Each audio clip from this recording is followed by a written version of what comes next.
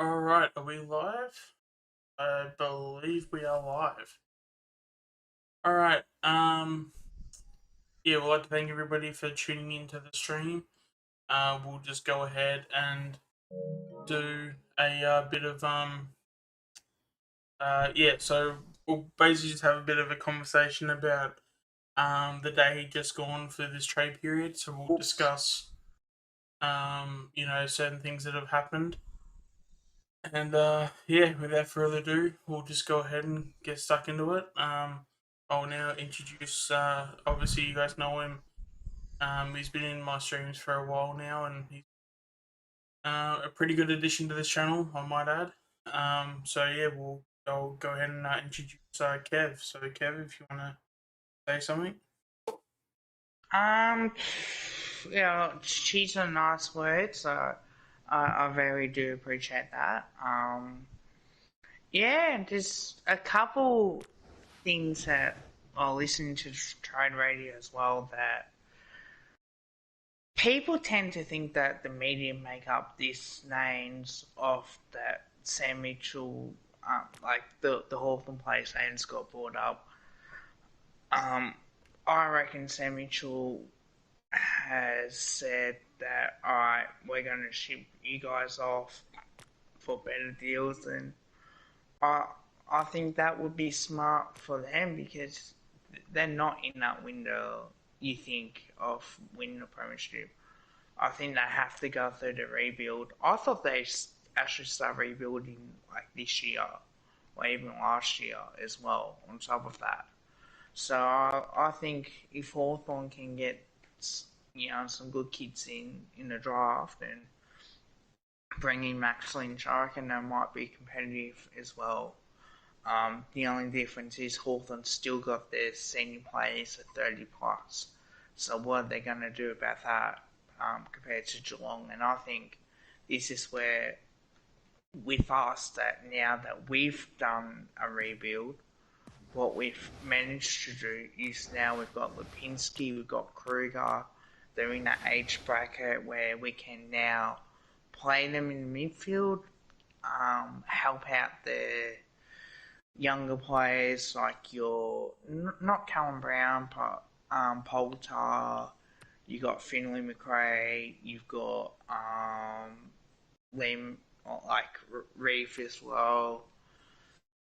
And I reckon if you can help out these type of Bianca on that, if you can help out the senior players that are in the age bracket got into the team, I think that would help tremendously in their development. And you don't have to do a full rebuild. I think a part rebuild would be fine. We'll learn a lot about the list. We know that we're getting Nick Dacos either round 2 or round 3, so I thought if we are going to do well next year, I think one thing we need to do is that we need to start letting our younger players develop to the point where we can try and attack next year with like all guns blazing and get the experience that these kids need, with help from Lipinski, help from Adams, DeGoey, Pendlebury, Sarbottom, all the rest. And I reckon that the kids will enjoy it more and appreciate that the help that they can get now. So that way, when we do rise up the ladder, at least that way we'll be better off in the long run, I think. Well said. Swoop does have a new video out as well too, so make sure to check it out. Thanks for that, Tom, for letting me know. And I guess just talking about the overall trades itself. For those who aren't aware as well, we do go in between both each other's streams. So obviously, if you are a main stay in the channel, you probably know both of our channels. But yeah, just a quick obviously shout out to Kev with Kev's Magpies. That's the YouTube channel that he runs. So if you guys sub to both of our channels, you guys can just keep up to date with all the things we say when we do say them and stuff. But I'm still happy to go over some of the stuff we did talk about today. But yeah, for if there are people out there that want to maybe only hear it once over instead of hearing us talk about it twice over, yeah, that is Just probably let us know in yeah, the comments. yeah, that Also, I is will be doing a video too of Patrick Lipinski and what we gave up and yeah, gave and give my thoughts. So I will do a quick video of that tomorrow. Um, Unfortunately, couldn't get done today. I was supposed to go out to for the physio and had a doctor's appointment over the phone as well. So we really like I was originally meant to go out, but due to like there was an outbreak there, so it had to be overcome. Yeah, I actually I'm glad that we got Lipinski. I think he'll be a tremendous threat, tremendous player for us. I think he might what is an inside midfielder or outside midfielder. Um, Other than that, I think we'll do great. I think Josh Dacos will play on the wing. I think his experience as well in close to 50 games, I think that he's going to be a future, well, not Brownlow medalist, but a future All-Australian and a Hall of Fame. And that's massive. yeah. Who is this? Who is this player you're talking about again? Sorry, Kev. Well, I reckon Josh Dacos will be future um, All Australian, but I think Lipinski, I think, what, is he an inside midfielder or outside midfielder? He can do both. I think his best footy is probably doing his inside mid, and we'll definitely be needing it because after Taylor Adams, and probably even Sire, there's not many people that we have specifically that their main game is based towards the inside work. So it's gonna be very interesting to see where we go forward. But I think having the fact that also Lipinski has speed on his side, um, yeah, it probably makes it that he can probably do both. But I Oh, think for just sure. the fact that he's physically ready to go, I think he'll be probably more suited to an inside mid, and would be more closer to an Adams than probably anything else. Yeah. Alright, guys, Um, I'll be back. yep, About half a minute since the loo. yep, But I'll let you speak as well. all good. But yeah, so obviously with Lipinski, we got Lipinski for pick 43. And yeah, obviously there was a question that came in from Tom, obviously. Is pick 43, where does that stack up? Is it a bargain? Did we pay too much? I've been saying this for a while. I think that Lipinski was at least worth a second round pick. But obviously, with when you're going to treat the player the way that the Bulldogs did, and flat out ignore him for the second half of the year or the season, sorry, you can't be paying a second round pick for someone like that, because it's just it's just one of those things where if you're going to be driving your club forward and you're not having that player in your minds, you can't just sit there and then say, oh, okay, yeah, this guy's one of our best players, when all you're trying to do that is just say that just for talking purposes, just so you're trying to get an extra round out of a certain player, so they go from a second round, a third round to a second round. Um, so in terms of getting him for pick 43, I think he was an absolute steal at pick 43. The value that he'll give is just massive. Um, Basically, the easiest way I can explain it is that we've basically got an inside mid that I believe he's 189 centimeters. From memory, I could be wrong, but I believe that's what it is. So to have someone of his talents that's basically an inside mid at that height, those players don't really grow on trees that often.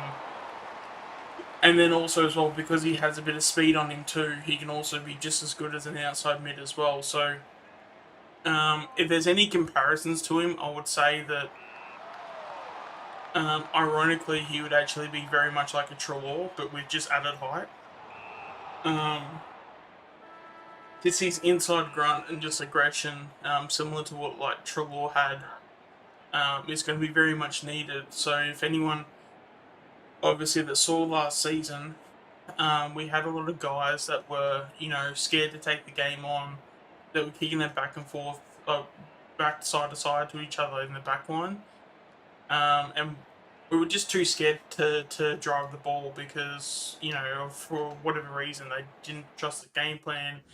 They didn't trust the players or, say, the midfielders to get the ball and to drive the ball forward. The fact that we have someone like Lipinski now, that's going to be a bit more easier to have because I think Lipinski will be a part of that main reason why we're going to have players driving the ball forward through the middle of the ground. So personally, I think he's a fantastic get, and he's exactly what we need.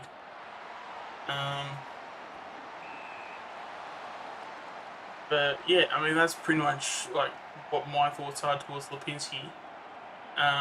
So yeah, he's a player that steal. Even though I thought that because he didn't play that back half, that back half of the year, and when it came to finals, he was nowhere to be seen from a selection point of view. But in saying that, we still got him at a bargain at pick 43. I feel. Um, but yeah, I think with a pick like that, yeah, it was still low enough to where if he would have played finals and played the way he did, he probably would have asked for a second round. Hell, I would have even thought even if we gave a first round, I would even take a gamble on that. But because I do genuinely think he's that good, but um, yeah, obviously when it comes to going forward and stuff, the doggies didn't think so, and yeah, we're just gonna obviously use him and hopefully the for future purposes he can start to put in some decent efforts, and yeah, we can start to turn this team around or club around and start winning more games than we lose. So I feel like he's going to be a massive part in that.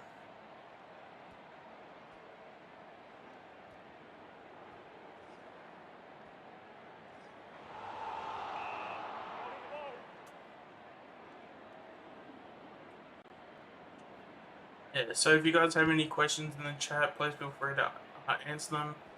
And yeah, happy to answer any questions you guys have, whether it's about the draft. The other thing as well too, if people didn't see as well, I thought I might be inside.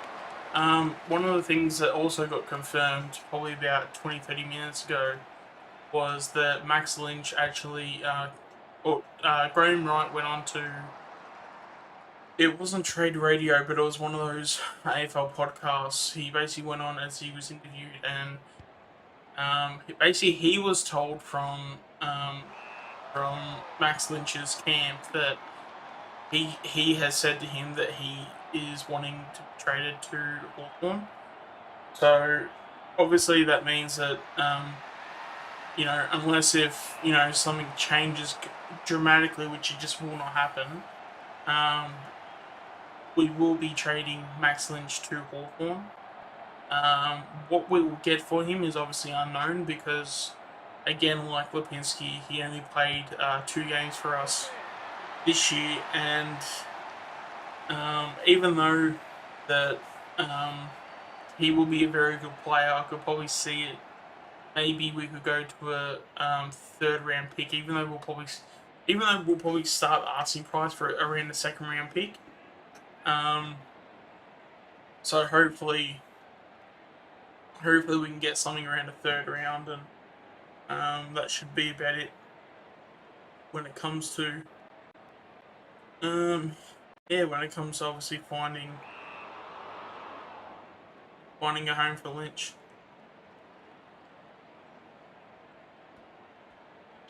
Because the other thing too is that with Lynch as well, one of the things that we tried to do was, I'm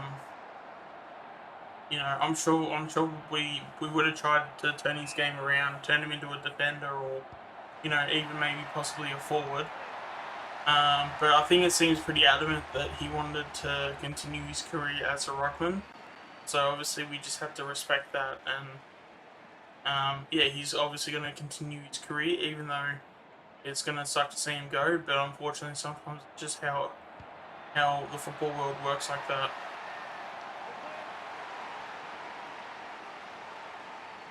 We definitely are interested in Bobby Hill for sure. So yeah, we're definitely going to make a play for him. But I think Bobby Hill's already said that his preferred destination club is Essendon. So I believe it's probably too late for him to come to Collingwood now. The only thing I could see is that I'm not too sure because Essendon only have, I think, pick 11, and then the next pick is like pick 51, I believe. So Bobby Hill's probably worth maybe a second round pick. So to get something of that nature, I mean, they don't even have. I don't like Essendon don't even have a third round pick because I believe in the 50s. I believe that's a fourth round for memory. Or if it is a third round, it'd be a late third round. So I'm not sure how that would play into it. Definitely not a straight swap for pick 50 whatever it is that they have. But I can see him going there. But I'm sure Essendon would. I'm sure Giants will be taking a lot of offers on, and they'll obviously want him to try to go to Victoria. They'll obviously give him to a Victorian team, but that doesn't necessarily mean that Essendon will be that team, even though he's chosen that club. Because I believe when it's come to it, he does have a year to go on his contract too. So Giants theoretically do have a bit of bargaining power because he's still contracted for an extra year. But I would like to think that it would get done. But there might be a little bit of time that it'll take, so it might get done on the last day. But I would imagine it will get done. Yeah. So in terms of our draft picks, we do have plenty of picks. But in saying that, so any picks we do give away, especially the fact because they're asking a second round. Well, I'm assuming they would ask for a second round. So the only second rounds we have, because we don't even have any future second rounds either. So we've got pick 27 and 36 off the top of my head. Those are second round picks, and then after that we've got picks in the 40s. We got something like 4 picks in the 40s or something like that. And yeah, so it's probably unlikely to happen. We just don't have the draft capital to get someone like Hill. It still won't stop Graham Wright from asking, how is he doing and all that stuff, and what's it worth. And yeah, because obviously,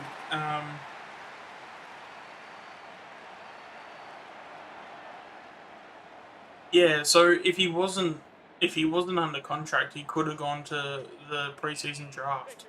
But then in saying that too, yeah, he has already chosen Essendon. So if he does go to another Victorian club, I wouldn't know how that would play out. Because especially if he's chosen Essendon, I'm assuming Essendon will feel like they'll have some rights over him.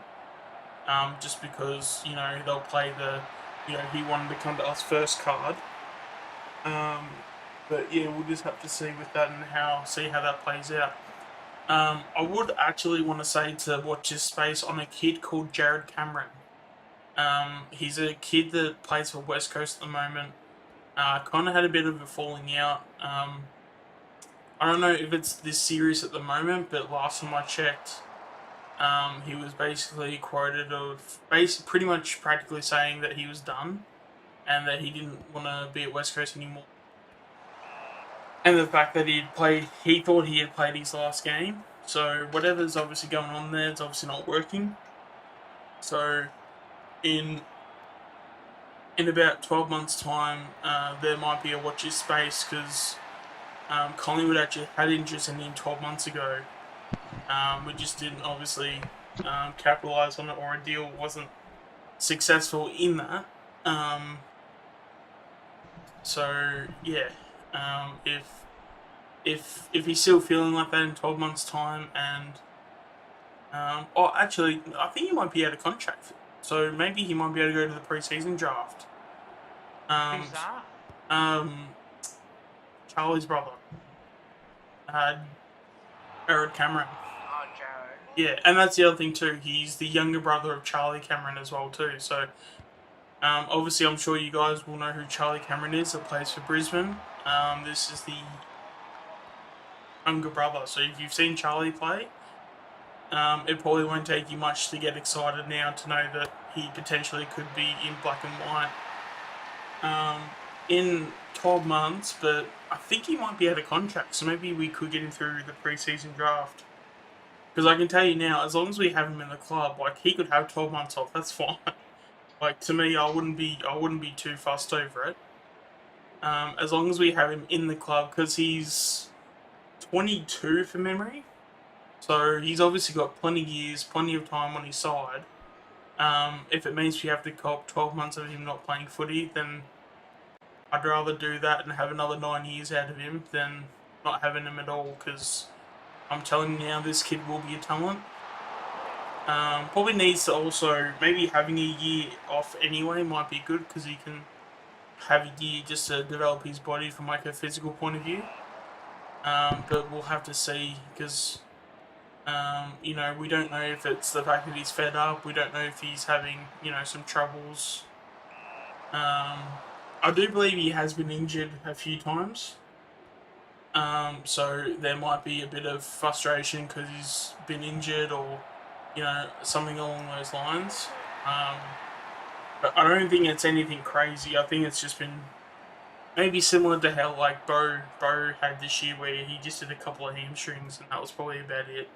I don't think he had anything serious, but again, don't quote me on that because it's I don't have the full sort of, I guess in a sense, facts on that. So um, yeah, no, like I personally, he is very skinny and very raw in terms of talent at the very least. So yeah, it is a bit of watch this space, but obviously where he is and where he's going to be, he's obviously going to be in two different spots. So to see him now, even if he takes say 12 months off, as long as he's hitting the gym, as long as he's doing these things he needs to do from a physical point of view, and trying to better himself, I'm not going to be too worried that he's going to have 12 months off because would you rather have him have 12 months off and then play with you for the next 10 years, or would you rather not have him at all? I think when you got a kid of that talent, you just got to cop that 12 months. And we've got plenty of guys to cover him as well, so we're definitely not losing out. Um, but that's just how it is right now. Because at the moment, it's either, because I think at the moment when it comes to the small forwards, the only options at the moment are basically Michael Gibbons and Jack Loney. I think are the only options at the moment. So we'll probably get one of those. I feel, but it'll only just be they'll only, especially if we get Cameron the next year, that they'll only be they'll only I'd assume they'd only continue their career if we don't get Cameron. So it gives us a little bit of security that way. So fucked up. Is that sorry? I know something so fucked up. What's that? I doing a creamer, right, as for a coach. You would have thought you have your wingers and that. No. It's got your ruckman, your ruck rover, and the rover. You also got the center, and you got like 6 on the bench. Okay. So weird. I'm streaming as well. And it's like, what? Surely no. You streaming at the moment? Yeah. Oh, I forgot to share the stream too. That real quick.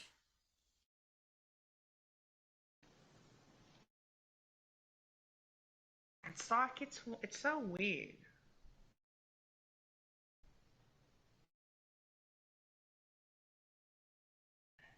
Oh, I don't know.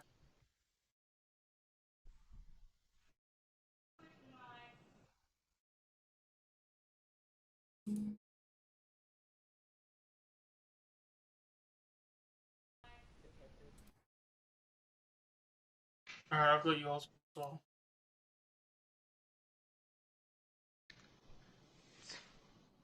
Freaking. I want to see how this goes. See if it actually works. Yep.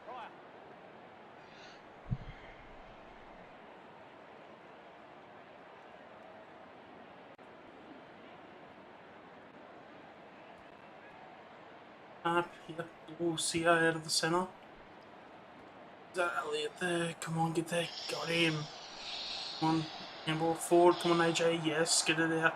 Ruger, kick it.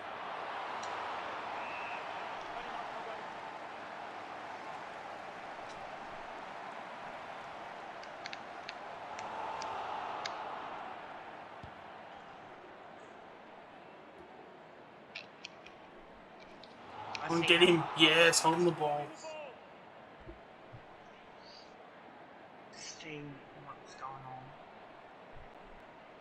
Yeah, well, that's probably the other thing too, you know, because if Rolly, Jesus Christ, Okay, it's coming up. It's showing up the if Willie Rioli can, come back and stuff after all the things he's done, obviously that's going to take up a forward pocket spot, or a spot in the forward pocket. So, yeah, I could imagine that Cameron would probably be looking at that too, thinking that, you know, his spot may not be as concrete as what he probably thinks it is. Especially because, yeah, as I did mention before, he has had a couple of injuries. I don't think they're like super serious injuries, like maybe a hamstring or two, but he has had some injuries. Yeah. Now, apparently, there's a chance that on the train plays now he's watched or not, but there's a tweet here saying, should Richmond get Jago and O'Meara? What, Richmond to get Amira?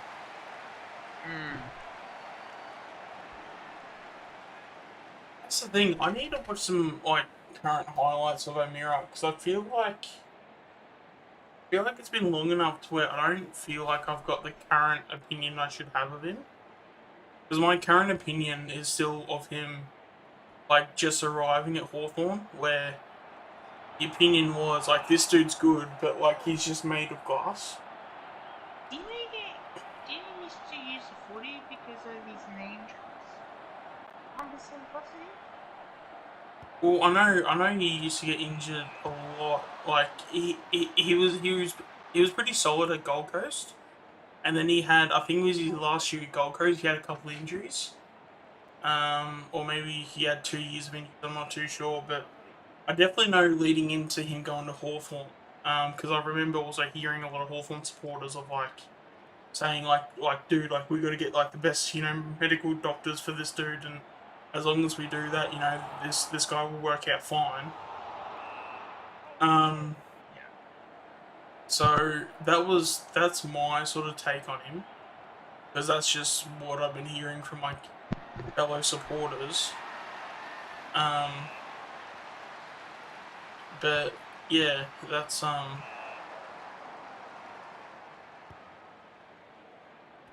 I guess that was just my take on it. Not so much. Or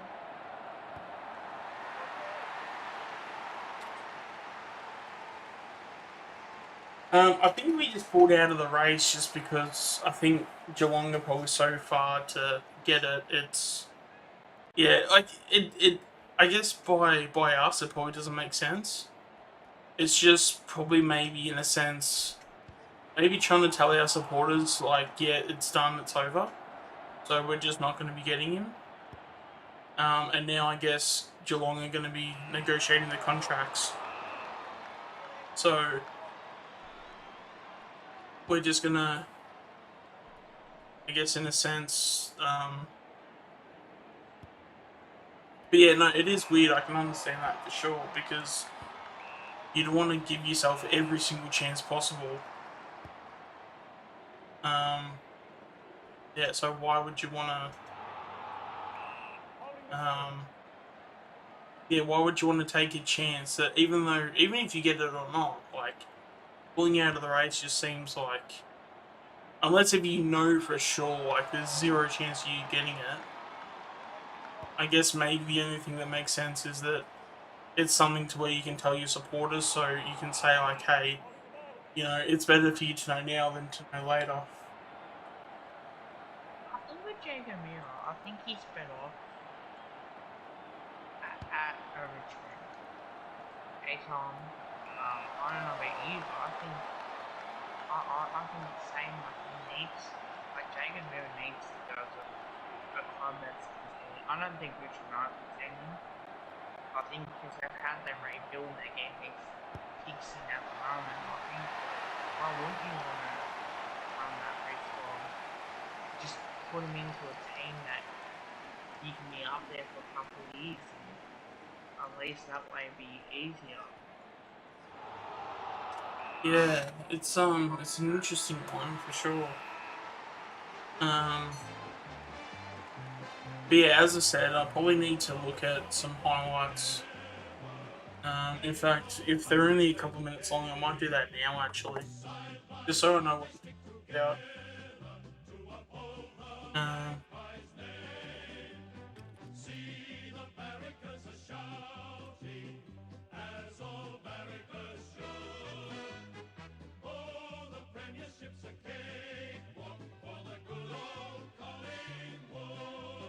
because I feel because it just feels like enough time has passed to where I feel like there's every chance I could not have the current opinion may not like would be the right opinion where a couple of years ago he was at like a different standard. He was a really good player, Yeah. from memory. Well, I Like know for I know when he was at Gold Coast, he was fantastic. yeah, injuries killed him then. I think joining Hawthorn was the best thing because in a way like they were sort of his window. Oh, not gonna have a shot.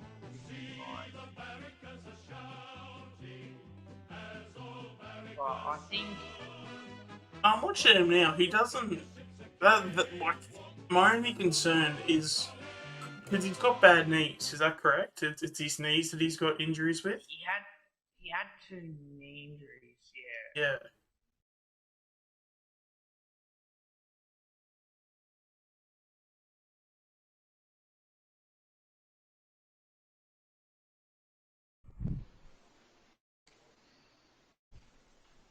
Yeah, I would probably now that I'm watching some of his highlights, I think I would actually go after O'Meara because I guess it depends what you're going to get for him. Because if he's also because of the way that Hawthorn have treated it, you could also use it as like a fire sale type of thing. Yeah, So he if we was get him like really great. cheap, I mean he's going to be in their best 22.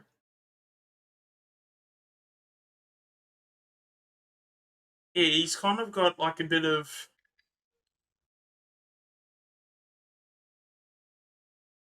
he moves.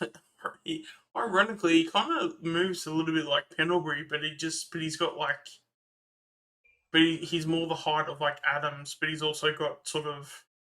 It feels like he's also just as tough as Adams too. Yeah, I'd say so. Yeah, I wouldn't be against it to be honest. Like if Graham Wright comes out and says, "Yeah, we've traded a fourth round pick for him," I'd be like, "Holy shit, this is great!" Like if we use like say pick 58 or pick 55, even both of them, wouldn't that be worth a gamble on him? No, you think so?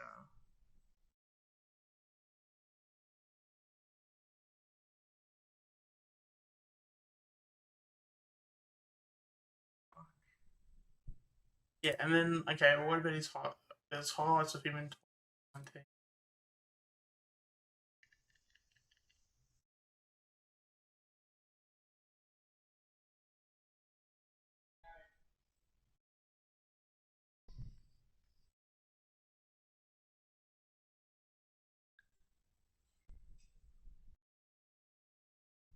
Yeah, actually, he's probably it may not be Pendlebury. It may be a bit of Sidebottom, like a bit of Taylor Adams and Sidebottom, because he's got that aggression and just that grunt, but he's actually a lot more cleaner than what Taylor Adams is. Yeah, you think so as well. I think. Whoa, you're killing Carlton. Yeah, no, I'm trying to do it as a I'm trying to get as many points as possible. Oh, fair enough. So I'm gonna try and beat 160 for next round.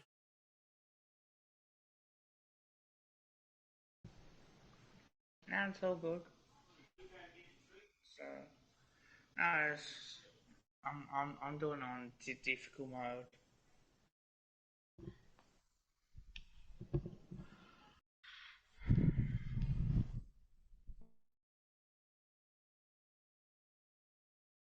Yeah, personally, I would have a fair crack at it personally. But then I think Graham Wright was interviewed at some point, and apparently he said that he hadn't spoken to Sam Mitchell about it at all or something. But then again, sometimes you can say those things, and it's like, okay, just because you don't speak to Sam Mitchell doesn't mean you didn't speak to Hawthorn. If that makes any sense. So, Yeah. and Wright has these connections inside Hawthorn. Let's not be ignorant of like where he's been for the past like however long he's been there for. So I'm sure he's got connections inside of Hawthorn. So even though yeah, he hasn't even been gone for more than 12 months, so he's probably still got fairly deep connections there as well too. Do you think Sam Mitchell rang up Fly and say, mate, you want to have some of these players, in your opinion? Um, it Or wouldn't do have you been think that that's blunt, bullshit? but I reckon Graham Wright could make something happen though.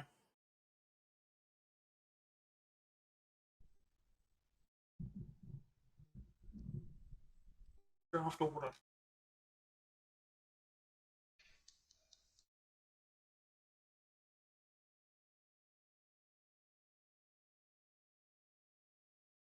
Yeah, a pick 58 would be perfect.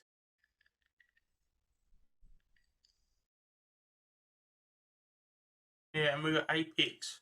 Because that's what, technically we've lost three, mainly Greenwood, um, And we'll probably get. I mean, we could theoretically get maybe what 2 third rounds for Lynch yeah, mainly Greenwood, instead of maybe, maybe 1 second. We could get like 2 third rounds. no, Anthem we lost.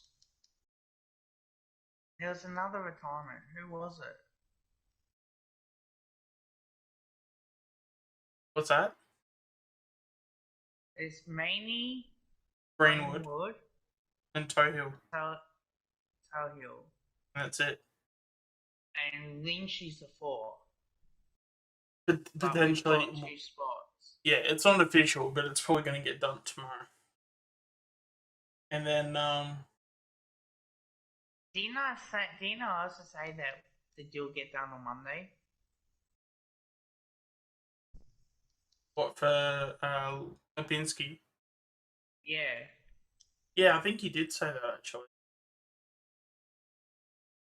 But then again, like I guess because they had been talking about it, I probably should have like took that as like a sign of like, oh, they're talking about it now. They're probably all closer than what we think. Um, I think it was always going to get done. I think it was all matter of what we need to yeah. sacrifice for the doggies. Because let's be honest, like the doggies can be freaks about it. I will say this about Sire. I think he will get a contract. Um, because he did have a chat to Fly about something, I guess. So obviously, we're not going to know what it was. But obviously, as it's probably been reported that he's basically Fly's basically gone to since he's been coach, he's basically gone to everybody in the club, even staff members, things like that. Um, he's basically gone to everybody in the club and has asked, has just basically had to sit down and chat with everybody for at least an hour at a time. So I'd imagine that they would have spoken about that in that hour with Sire. Um, there was a report that came out that he did tell him that he wanted to stay, um, and whether if he wants to stay because he wants to better himself as a footballer, or if he wants to stay because for whatever reason. Um, I think just by guessing at what he could mean, I think it is the fact that he wants to stay and he wants to do better. That's what my Yeah. take is on it. Do you think he'll be on less money next season? I think potentially because they'll probably say, all right, you know, the money that you're on at the moment is where we think you are right now, but whatever your next contract is, if you put in the hard work, we will outpay whatever like what sorry no we will pay you whatever your output is. So if you come Yeah. in and finish say top five in the best and fairest, and for the next 2 years, we will pay you someone that should be paid, that's worthy of a top five finish. Um, and like things like that. So I think yeah, there's things like that that probably need to be worked out. So there's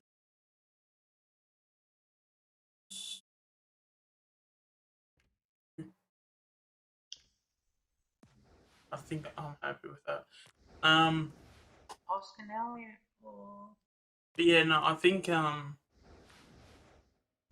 I think with CR, yeah, he definitely won't get a. Sorry, he will get a contract. Sorry. Um, and yeah, I can see him. he has to be on less money. I'm sorry to say that, but he has to be less. He You needs reckon? to improve himself more. Yeah, I think like there's probably got to be a little bit of like you got to earn your keep sort of factor in this, and I'm sure Fly will probably do that. And so who would be negotiating the contracts then? Would that be Bolton? I think so. Okay. If anyone can correct me, please do, because I'd love to know if I'm wrong there. But I think yeah, Bolton. Oh, Bolton's ahead of strategy, so maybe not. But I'm sure there's going to be somebody there. There's not going to be anyone equivalent to Eddie that's going to be saying, all right, make sure you sign this guy up. Whatever he asks for, don't care, just sign him up. We're going to obviously have a bit more. Um, yeah, obviously we're going to have a bit more leeway when it comes to discussing players' contracts and things like that, which will be good. Um, I I think with that, Tom, I'm just reading your comment as well with the Gold Coast one. about the yeah. I don't think they would. The only the only personally, the only thing that makes me think that they didn't take him was because they just don't have. They literally don't have any spots. That's why we were able to take all those picks off I, them I think they because have him salary cap issues they're too. having, yeah, it's like they've got salary cap issues. They've got what's I gonna sing through now? Yeah, they've had salary cap issues. They've got, I think, in terms of players that they have to trade out to, they only have, yeah, I think their lists. If they have traded people out, let me know. But um, yeah, the report was I if don't they think they weren't have. full, they could have only brought like one or two players in anyway. So if they had all those picks would have just gone to waste because they didn't have any list spots for them. Um,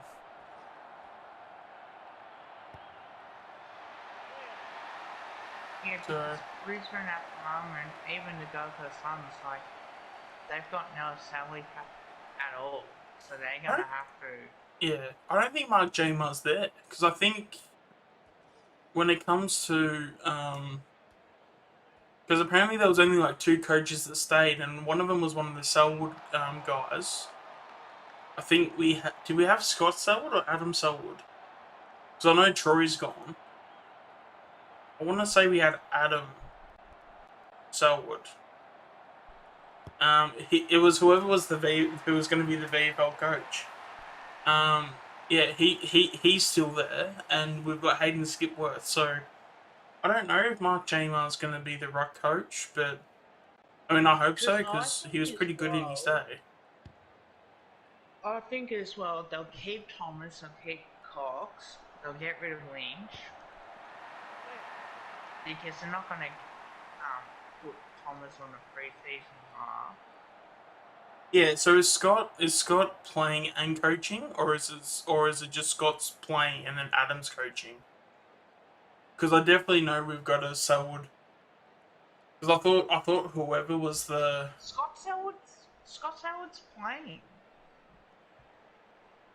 and I yeah, think yeah, he is but coaching but as but, well. but, but is he player coach, or is it Adam that's I, coaching and Scott's playing? I think he's player coach. I think. Yeah, I definitely know we've got one I know we Selwood got a though. female coach, but I think Scott Selwood's there for the experience for the kids. Oh, And I you think he also want definitely to know knows what I well. found really funny too about Kruger is that when it came to him wanting to like choose teams and stuff, he wasn't sure. And in the VFL, have a guess who one of the players are in the coaching group in the EFL. Who's Shane O'Brien. whoa. So you wouldn't have thought Shane O'Brien would have been like, "Hey Kruger, I hear those Pies are doing all right at the moment. You wanna sneak over to the Holden Centre for a second? Like that would have been awesome if he did that. Oh man, well, He wasn't used to play wasn't for he us. a player and a half? He was a really good player for us. Uh, A and legit yeah, and they used to player. call him Cheesy O'Brien. Cheesy break from 48 meters. Yeah, because I think the reason why they called him Cheesy because he'd always be playing pranks. And like whenever like you knew he was up to no good, he'd always give you this like dirty, just cheesy smile. So I think that was the reason why they called him Cheesy O'Brien. And plays. Because he was always a bit of a he would always like to play pranks and stuff. Oh, did have the back? Yeah, Well, that's not probably the other thing we probably should be touching on too is when it comes to Bib, where do you, like you'd think he plays VFL, but like, could you see him getting a couple games? to be true. Bib with the AFL side. I think he might. Um, Ultimate Greatness is streaming as well. plays as well. Check out his channel. What would I take from Max Lynch or any pixel players? I think Would you just actually? picks, Would you yeah. take Lynch for O'Meara?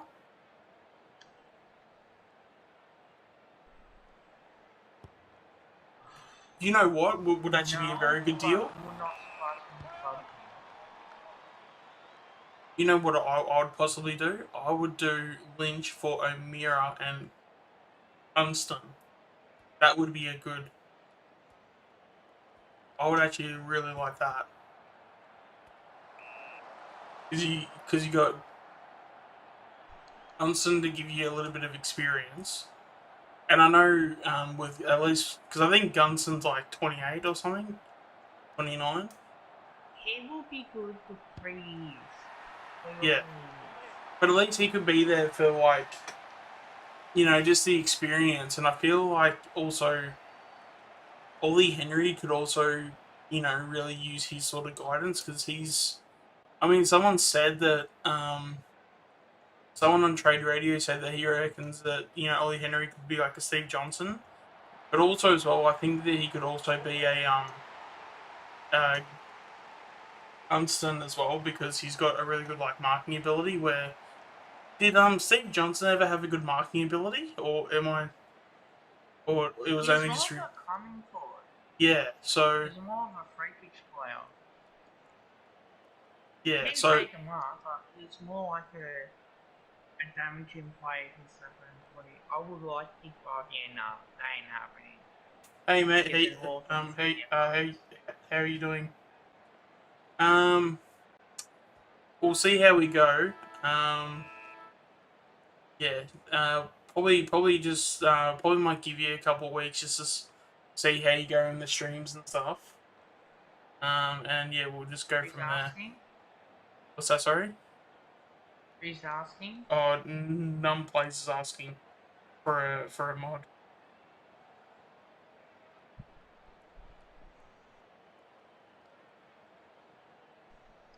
You really want Jarth? What's Jarth?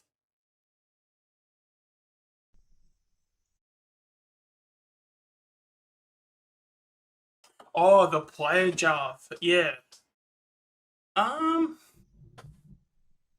that could potentially happen, but like I don't think Hawthorn would be giving up players in his age bracket just purely because they're probably about to do a massive like rebuild. So anyone that's in that age bracket around, not that I want to be quoting Kane at any point because he's just a weasel, but he did say that Hawthorn do have a tendency once a player from Hawthorn is over the age of 26, they're actually fair game.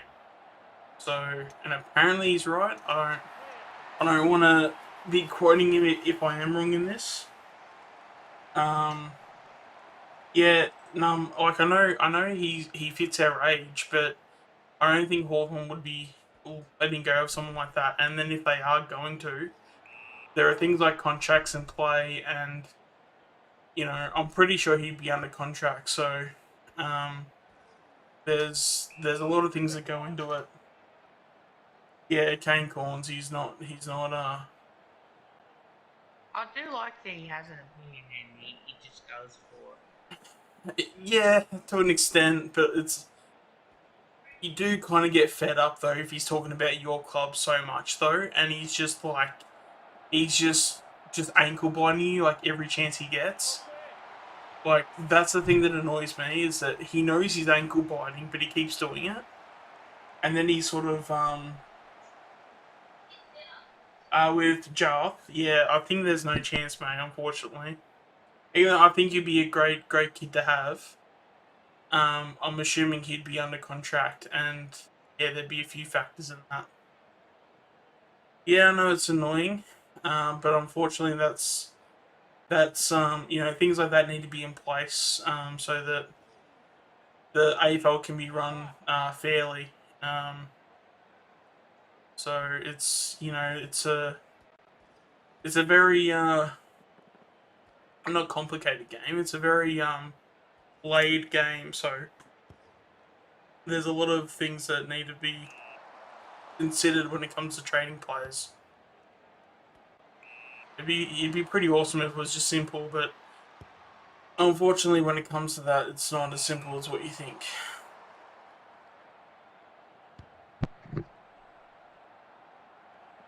Oh, let's see. It's pretty difficult dealing with football clubs Are we because getting nation yeah, trades? If we're gonna get Naish, we'll get him through as a delisted free agent. So Naish has been already delisted. So we'll get him through that. And who are we using pick two for? It's hard to know because even though we probably can assume that Lynch will be gone tomorrow, um, regardless, like Lynch will definitely be gone because I'm assuming Graham Wright won't be screwing around with that. Even if he has to use a low pick, I'm sure he'll get that done somehow. Um, well, with Lynch, the reason why he wanted to leave was because he wasn't getting enough opportunity playing ruck. So I'm sure the club at one point tried to play him in the back line or forward line, which he actually does pretty well too. Like you'd actually be surprised if you've only seen him play in the ruck. You'd actually be surprised how good he is down forward or back.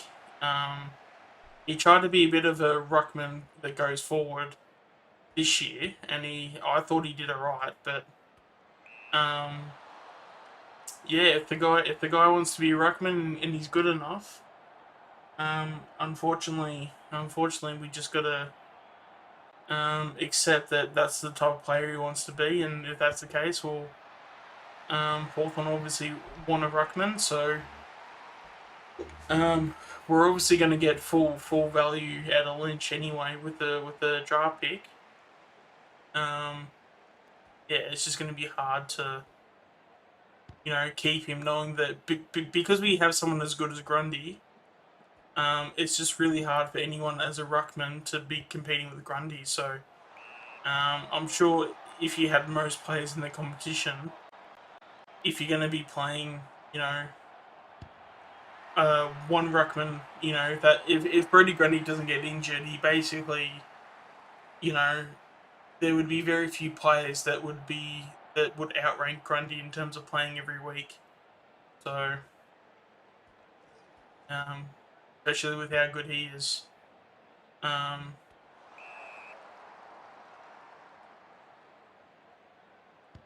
yes, I did know Nick Dacos was better than Rao Walsh and literally everybody else that went through the draft. Well, that's what Kaltumi ended up saying. And personally, it's not really that far off because, yeah, he was averaging. Kev, correct me if I'm wrong, but when he was in the TAC Cup, he was averaging what, like 36 disposals and like 2 or 3 goals. yeah, Three I'd goals, say I so. think it was. Like it was insane. So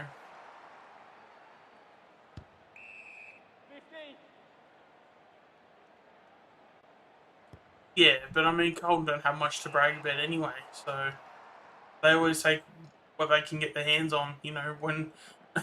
When you have Carlton supporters saying their biggest achievement is giving West Coast the pick to give West Coast Dom Sheed, they've not been a good club.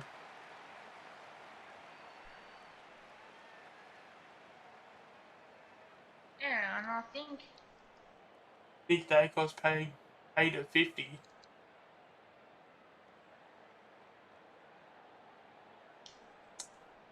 as well, like you gotta remember that they think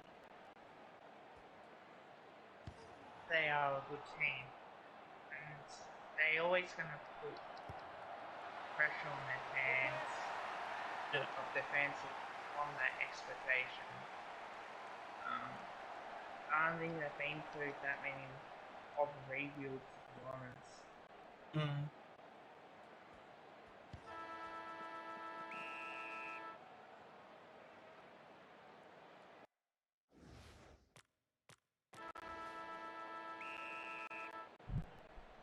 Yeah, got a half to go, and I got to get 10 goals or just over 10. I think I should get it.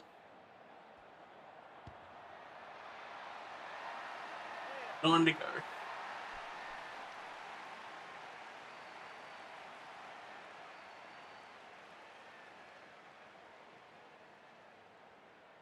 And Brisbane bet us by 85, and now we're leading by 85. Yeah, mate, we're only just starting the third quarter, so we're only just getting started. This is. I think what was it? The last game I got 160, so I'm trying to go after that, which I think I'm gonna pass. Just have to wait and see.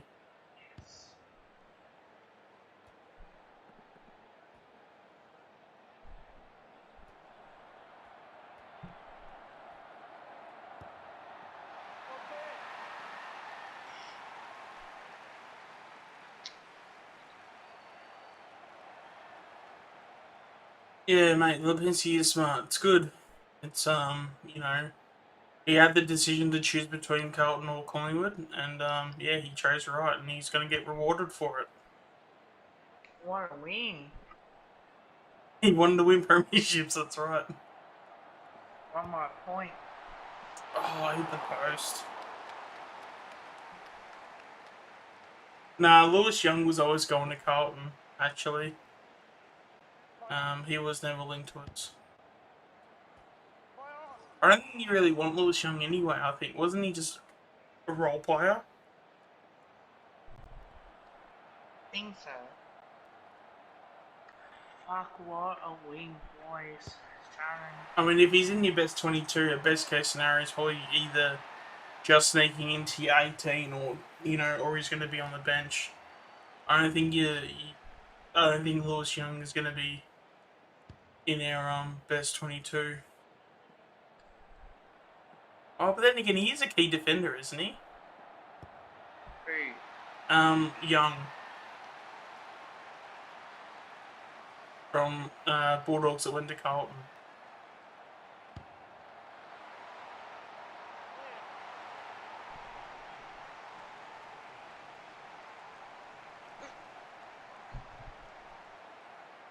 Yeah, well, that's the thing. Like when it comes to Chera, we just didn't have anything to barter with Fremantle. When you have Dacos to go at the pick that he's going to be, we needed to get the picks for him. So, um, and because we got screwed over by Eddie with demanding that we had to get certain players in, that's where your attention should be going to when it comes to um, who's at blame, because Eddie's probably got at the very least 80% of the blame that needs to go towards him. And this is, again, this is what I said in my video guys as well. And on Ultimate Greatness stream, it's the facts are that we play plays that we shouldn't, like, or we think, like, we should not have paid that much. We should have been smarter than that. I can't believe we paid Beams 800 grand. I can't believe. And of all the, because I thought he came to us on like a little bit of a discount. I thought, oh, okay, that's fine. But yeah, apparently the reports are coming out that he got paid $800,000. Like that's crazy. That's what pisses me off. Like, we do shit like that. Because also as well, because at the time, like we weren't any we wouldn't have known any different. Because all we know is like, yeah, Beams is going through a bit, but maybe being at Collingwood, we could help him out, or he could turn things around, and he could be that good story. But um, yeah, it just became a thing um of like obviously what we knew and what Eddie knew were two completely different things. So um, yeah, Kruger's kicked a couple, hasn't he? Um, Hey man, I'm doing alright, Dev.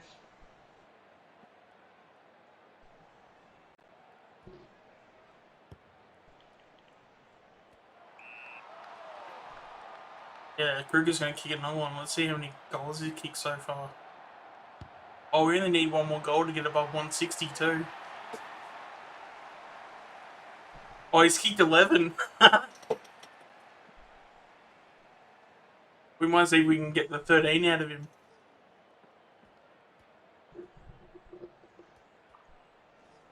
Yes, there we go.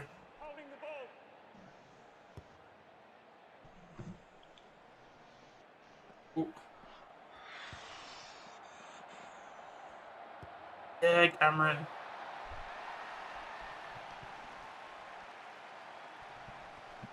Oh, the Gallon, the tall forward line. Yeah, but I think the Chera, like we just, as I said, we just didn't have anything worthy to give to Fremantle for Chera because there was nothing that Fremantle wanted that we had.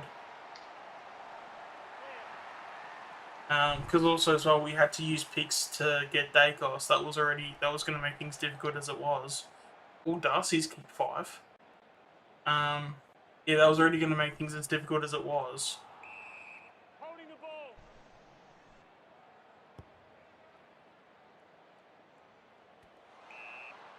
And yeah, that's basically where we're at.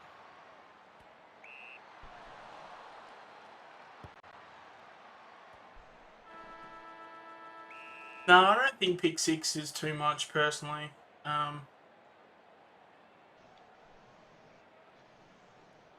He was worth the second round and third round. I think as well because he's only still a kid. He's going to get better. He may not get. He may. I mean, being at Carlton, he may not get to peak, but because as we know, Carlton don't develop players; they pay players. Um, what's that? I didn't say anything there. Um, but yeah. So maybe and you're always going to have exceptions to the rule. I mean, Sam Walsh was always going to be a good player. Um, yeah, it's just a matter of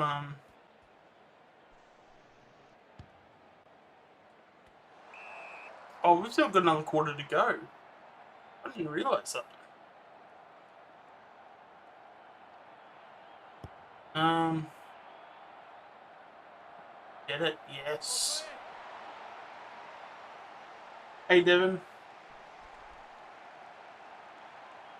Okay. Yeah, I reckon Nick Dacos will probably be better than Mold in the end. But we also do need to keep our expectations like at a suitable level too, and not expect that he's going to win like the Brownlow next year because it's just not going to happen. But he will be a fantastic player when he starts going. And I mean, I personally think he'll play round one. Looks like Maynard's he's gonna have a crack at a goal. There you go.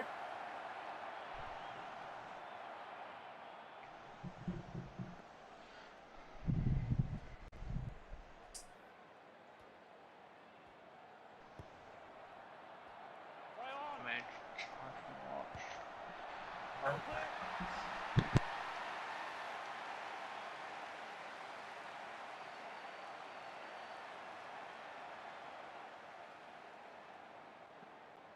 Well, the reason why Carlton got Walsh was because when they last on the ladder that year, yeah.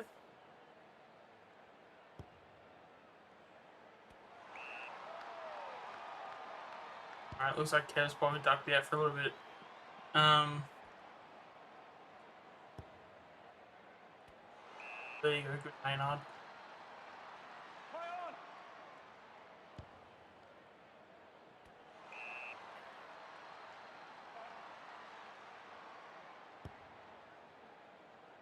Very good over the top.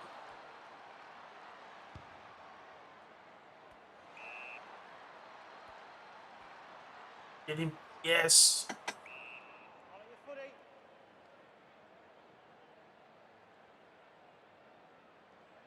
Yeah, I reckon Bolton's going to be a very good coach. Sorry, not a well. Yeah, whatever the role he has at us with us now. Is he director of coaching? F. Um, yeah, Bolton is, I'm pretty sure. Yeah, it's like director of coaching or director of strategy or something like that. So something along those lines.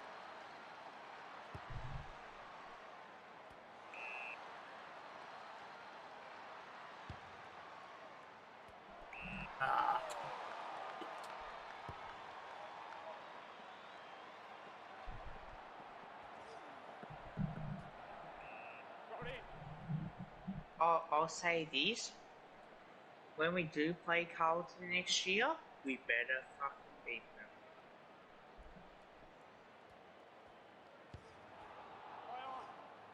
And make Carlton wear an alternate Guernsey. Fuck, they wearing a navy blue.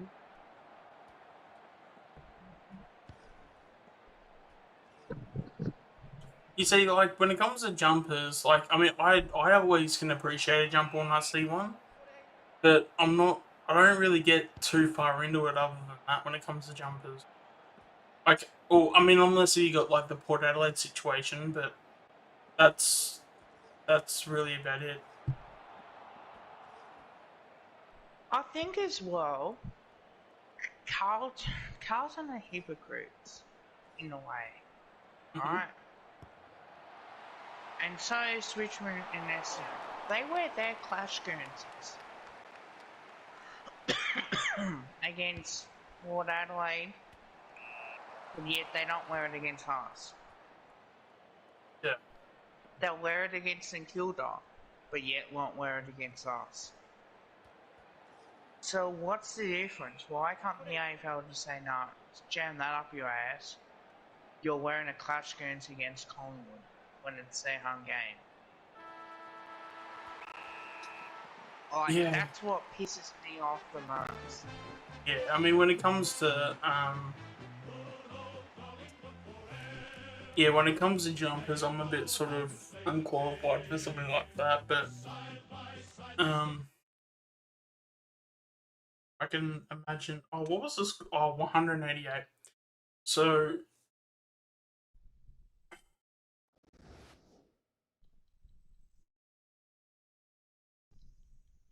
Where people try to go for. the Carlton are the 13th most hated team. That's a bit low for them. Would have thought that they would have been a bit higher. Because I think as well, you have to remember there are people that are short sighted or blind, like they can't see long distance. Yeah, That's where I think you have to cater for those type of people. yeah, Um, for sure. and I blame our club for it as well. Like I love the black and white stripes, but then we don't need to wear it against Geelong. We can wear our training Guernsey or like a darker Guernsey sort of type thing against Geelong, and that way we can easily go, okay, we can wear these. If we want to have white stripes, let's just have it mainly one or two, if that. There's Mm, no need to have three, because what that does cause a clash. Not necessarily mean the shorts, but the Guernseys like against Geelong, they do cause a fair bit of a clash. Black and white onto blue and white. Their Guernseys at the back are white, ours is black, but the front of the Guernsey really gives the concerns for me because mm, it's it's the stripes are wider. The white stripes are particularly wider, and that's what makes it not dark enough. yeah. If you have a look at I need to address a the question in Giants, the for chat. example, Yeah, they've got two Guernseys. They yeah, got that charcoal one against the Swans that they've been wearing, and they also wear their orange clash as well. That's what we should be doing. That's what Geelong should be doing. That's what Essendon and Richmond and Carlton should be doing. Because Carlton can wear their clash against St Kilda when it's St Kilda's home game, but they don't wear against us and wear black and white. So what is the difference? In that case, I would like to know what it is, because they're not that special. They can afford a Guernsey, for God's sake. Like, come on, like it's not that hard. Yeah. I do have to address this question as well too. So when it comes to some of the players on the field, I've actually got a custom team in. So I've actually updated the list to where all the people we had rumored that were going to be traded to us are actually playing in this competition. So it was done a while ago. So there was a couple of people that are now confirmed to be at other clubs or going to be at other clubs. So yeah, that's basically why. So as you're saying, it wasn't Jeremy Cameron. It was Jared Cameron.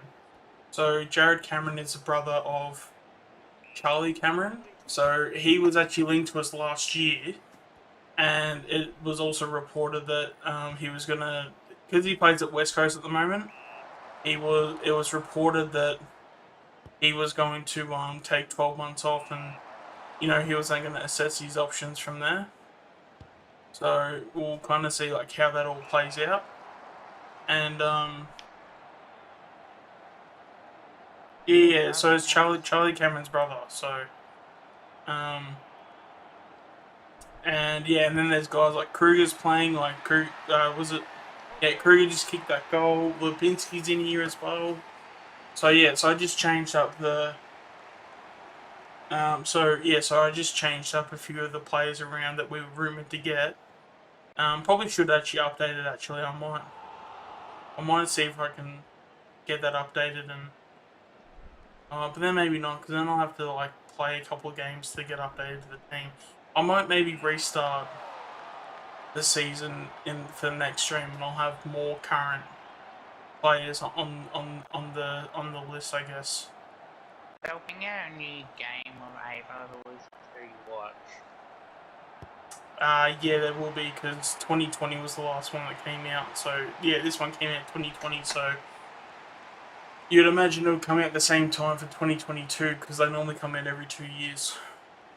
So yeah, there'll be one for that. But there is a Which is smart. It's smart play. Like, it's. To be honest, the fact like they should be doing it every year, but I think they're doing it twice a year because they just don't have the money for it. Because it costs so much, and then also as well, the development time and everything like that. You just can't make a decent upgrade after 12 months, unless if you're someone like EA that has billions and billions of dollars. So yeah, that's it. For them to make a game every 2 years, you can actually see a difference where something over 12 months, it's really hard from an advertisement point of view to show you how different a game would look, and then people will That's then. What the NBA should have been doing as well. Well, no, if you have enough money and enough really talented devs, you can do it. You can do it. But I think the thing is that you gotta think as well that when it comes to all these games, when Wicked Witch is making AFL Evolution 2 or AFL Evolution 3, whatever the next one is, they've only got like probably maybe 60 people working on a game. Where with like EA or like Take-Two, or anyone like that, they have somewhere between like over 300 people. So like you're already talking about more than 5 times the amount of people that are making a game. And that's not even talking about when you have those 300. Those 300 are some of the best developers going around in the world. Where we've got maybe a few overseas, a few people from overseas that have a bit of talent. but the majority of the developers would probably mostly be from Australia. So, um, yeah, it's kind of yeah, it's kind of like really, yeah, it's kind of difficult to compete with companies like EA just purely because of, as I said, like you've got basically 60 upon 300. It's literally 5 times the amount of people. So what it takes to make I FIFA, think I think it's a waste of time for them to get the games every year. Like it's the same thing. Nothing changes. All this is just the stories and some of the things that they added on. That was it. Like 2K21 is exactly the same. well, yeah, well, it's but that's the thing though. When it comes to, as I said, when it comes to AFL, when you got 60 people developing it, um, this is the best we can do right now. But you give this to an EA, and an EA will make this game 5 times better because that's just how many more people they have working on it that can make it better. But they can add and pay $15. Like what Or, Ava I Eva mean, yeah, I does. mean that part they definitely can, but they won't because they know people are gonna pay full price for a game that comes out every year. Because you can't just keep buying the same thing all over and over again. Eventually, it's gonna be like, what's pointless? Like you're only playing it within that year, and that's it. But I mean, you You're can have just enough. waste. Yeah, but I mean, you can have enough features and you can have enough content to make it worth the price. It's just that when you buy the game, like there's not a lot of things that are different, and the only things that really change are either my career or the park, and even then there's not much innovation there. But if they actually genuinely do put in effort to actually um, give us like an actual decent experience, it won't it'll be worth the $60. It's just that I think that's also the other thing too. A lot of companies that are that big, they can also be just as complacent as well. Um, but yeah, You even see, like, if they got bankrupt, they're not gonna be making games every year. but that's a company like Um, that will never like. We have to sort of understand that when it comes to these companies got to where they are for a reason. Like these are smart people. These aren't people that are putting a finger in their butt and not doing anything. These are smart business people, and as much as we like it or not, this is the way that someone like EA has gone about it. It's the way that someone has said, for us to make the most amount of money, this is the thing that we have to do, and that's not necessarily a bad thing. But if you're there to make money, if you're there solely for that, you know what is what is the best thing to make money is not the most funnest thing for the consumer to play. If that makes any sense. well, if nobody buys the games and that they're not making any money, it's simple as that. Yeah. I know a couple of my friends I know that love the NBA. They're not buying the 2K22 Yeah. And that's the because thing, like, A does get boring sometimes, but B it's like the same thing. Like you already know on what's going on. You can even pay to win, which I think is stupid. yeah. Why pay to win?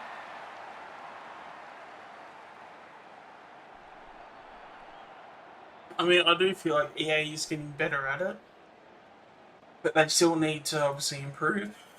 Um, but I mean, yeah, you're completely right.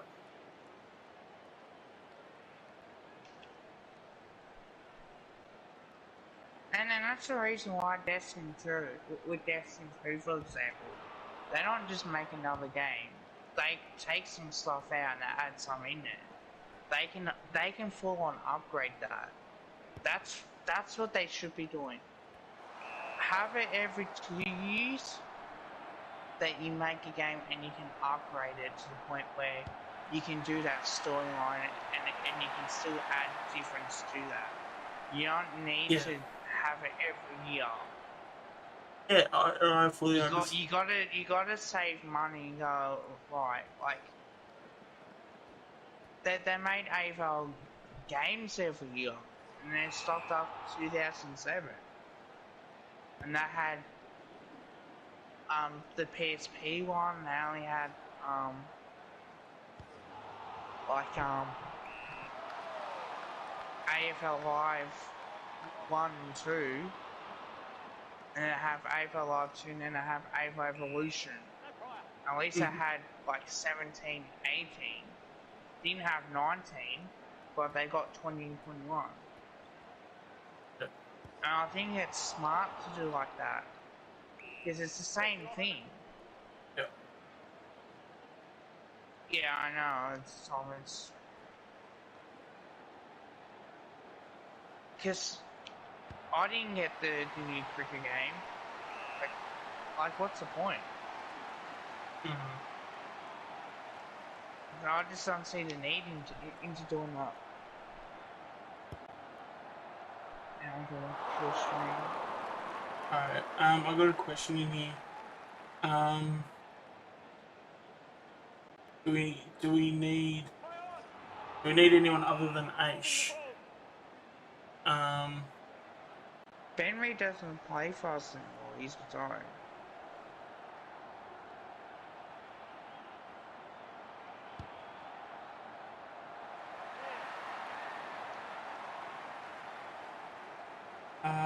anyone else other than Aish in terms of rumors? Oh, sorry, Naish. Oh, that's a dude I haven't spoken about in a while.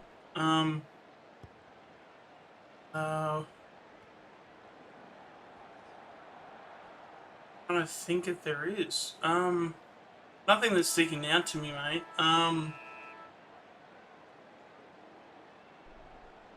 Yeah, because I know Naish will probably come as a delisted free agent. Have we discussed about well, Michael Gibbons got delisted, and there were some Oh, we did talks. discuss Jack Loney. Yeah, Yeah, did Jack we Loney. discuss Jack Loney? I don't think we have publicly. Jack Loney apparently is another one. Is he? Do you know if he's uncontracted or does he have a contract? He hasn't got a contract. I think he's out of contract.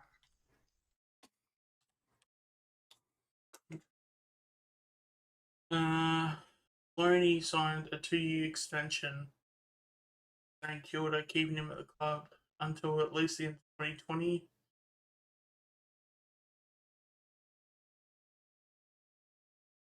Because he hasn't played much footy for St Kilda this year. Uh,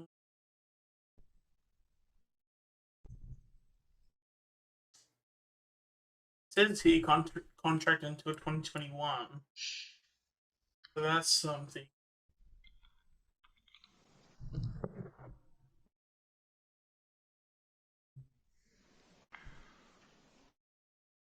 Yeah, it says it's 2021 on zerohanger.com. So I'm assuming he's uncontracted. So I mean, he could be a potential option. I have seen his highlights, so I do know a little bit about him. So I can like discuss. Um, I've seen Michael Gibbons highlights as well. I actually do. In a way, I do feel sorry for him. Like if if you, if that Carlton did say if they want to play in the midfield, I think you can't just be disregarding that. Like if you want to offer a player a midfield role, I think why not? oh, actually, Num plays was saying that he meant Sam Reed, not Ben Reed. Sam Reid. Yeah, No, yeah. no, Personally, yeah, I don't think we should go after him, especially because we'll probably keep Cox now. Knowing that Lynch is probably going to go to Hawthorn, and I mean, he's only going to be there for a short period of time, and there's every chance he could also get injured too. We know if we keep Cox, he won't get injured. He'll probably play the majority of the games, regardless of it's AFL or VFL. I think it's probably better just sticking with Cox. Um, Yeah. Thanks, pal. oh, do you remember that goal he kicked in round two this year? Yeah, When he, Gibbons. yeah, That was out of I bounds. I saw I saw a replay of that. That was definitely out of bounds. Like Even that ball was so far Kelly over the line. Saranga, It that was was out of halfway up bounds the too. stairs, about to get a pie and chips. That was how far that ball was over the line. I swear to God. Kelly Like, Sarong, that was out of bounds too, but I'm glad they didn't pay that.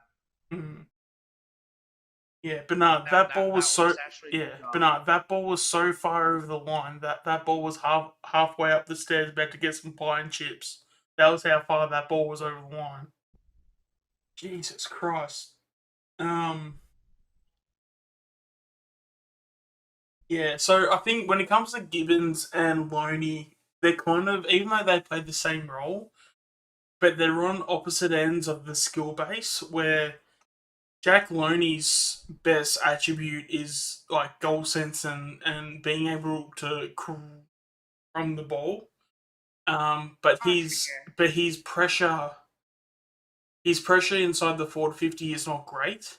And his ability to get up the ground too isn't great either. Where I feel that's the opposite for, uh, or and then also set shots. I feel whenever I see Looney kick, I don't think I've ever seen him kick 50 meters or more.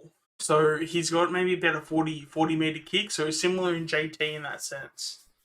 Um, when it comes to Gibbons, he's on the opposite end where um, he can probably, he doesn't kick further than 50, but if he's got it from 50, he'll kick it. Michael Gibbons could probably kick 50 meters. Yeah, and I think Gibbons is probably the straighter kick. And I feel like he does his best work when he's like up the ground. But also as well, he does a lot of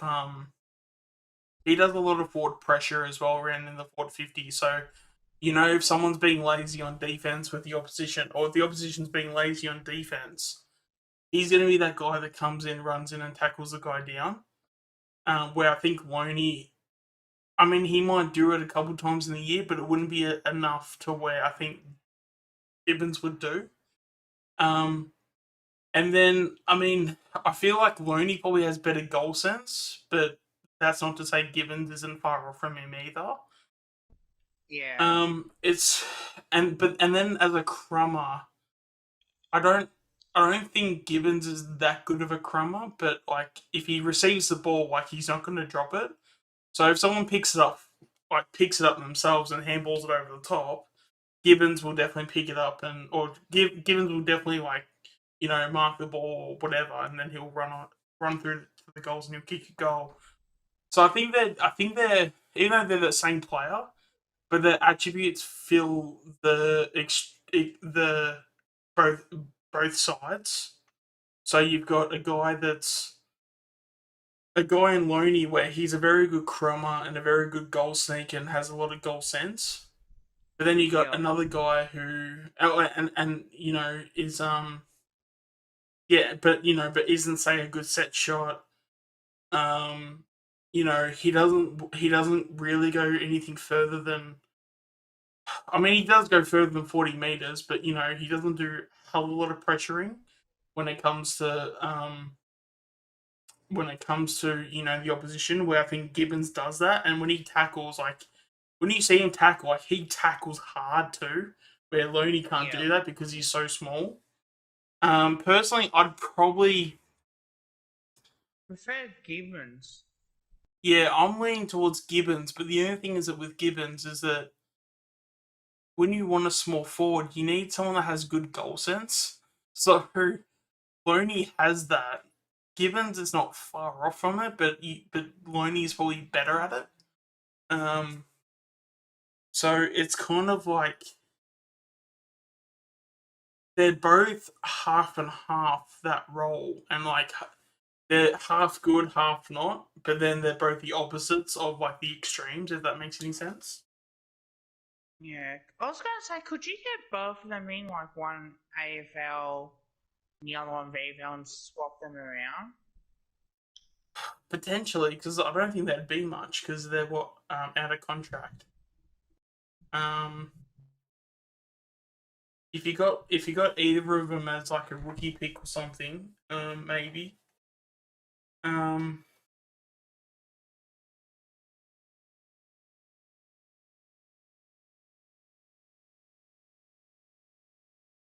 yeah, I'm so shocked that the Taylor Adams dribble wasn't um at least even mentioned as the goal of the year.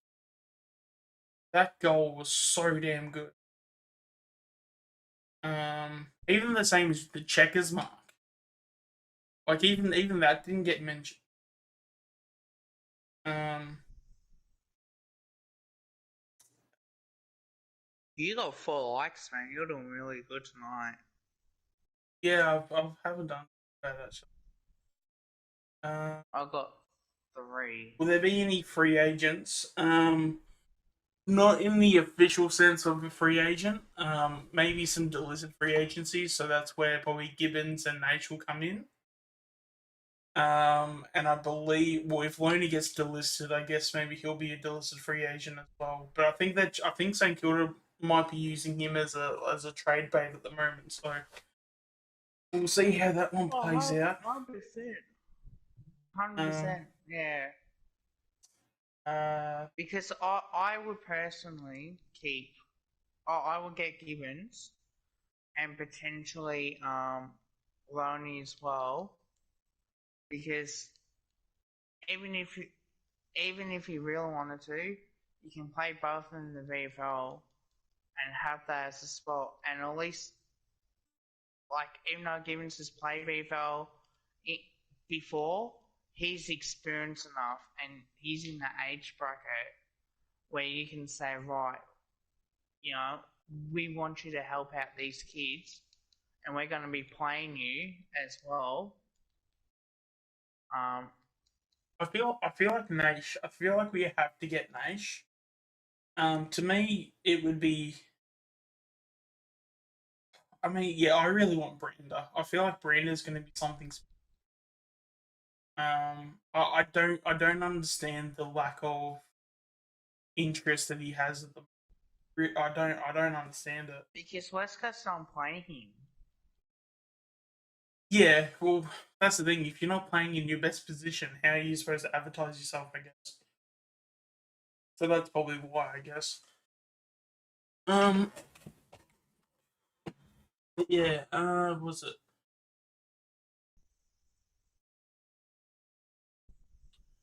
You think Bolton was? Oh, Bolton's mark was overrated. Shy Bolton. Um. Yeah. I mean, I've I've had a couple of conversations with people like that. Um. Yeah, it's interesting what people's opinions are. Like that's the thing. I don't think Bolton's mark was a bad mark. I thought it was a fantastic mark. I just really hate it when people take mark of the year and you see the mark and it's a chest mark. Like he literally took a specky and yeah, he literally took a specky and he basically marked it on his chest. Like I'd rather a mark like what Checkers had against, was it North Melbourne he played? Where he literally got up on someone's shoulders and he literally took it by his hands. Like you couldn't debate whether if he marked it on his chest or anything. He put his hands out and he marked it in his hands. So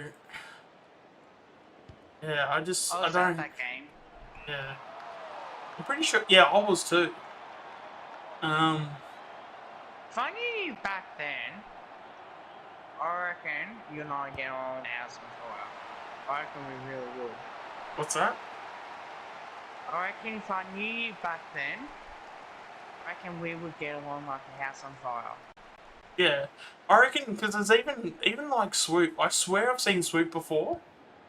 Because Aldo was big onto the VFL as well, and there's where the entrance, not the entrance to Holden Centre, but like how where there's that entrance is to the twos ground. So where you Yep. go to like the Holden Centre Oval, there's that little entrance there, and you can like go through there, and there's all the people there. Yep. That's where I always go to watch like the VFL and to watch the guys play. And there's a whole bunch of it's all where like the cheer squad people are too. So I could have sworn there was like a couple times like I actually spoke to Swoop. Um, like and mind you, this would have been like 2-3 years ago. Um, and obviously Because like I was the couple of AFL games. I was literally, you know where the cafe is? I was literally there, hmm, like, at the ground. And because I normally stand when I go and watch them train, I normally stand close towards the gate if possible, or further out. So I hmm, try to like go and watch them train as much as possible, and that's how I could get my content as well. yeah.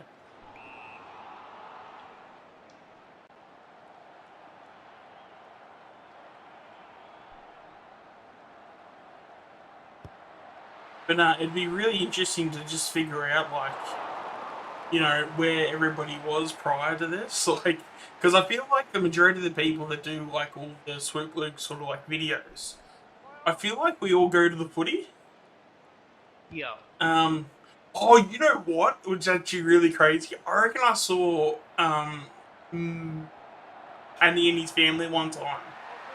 I can't remember what game it was or when it was, but there was a day I remember I was like watching Manny through like the Swoop streams, and I could have sworn at some point I saw him like with his family in the crowd because because it was he wasn't like as funny as he was like on the like streams and stuff.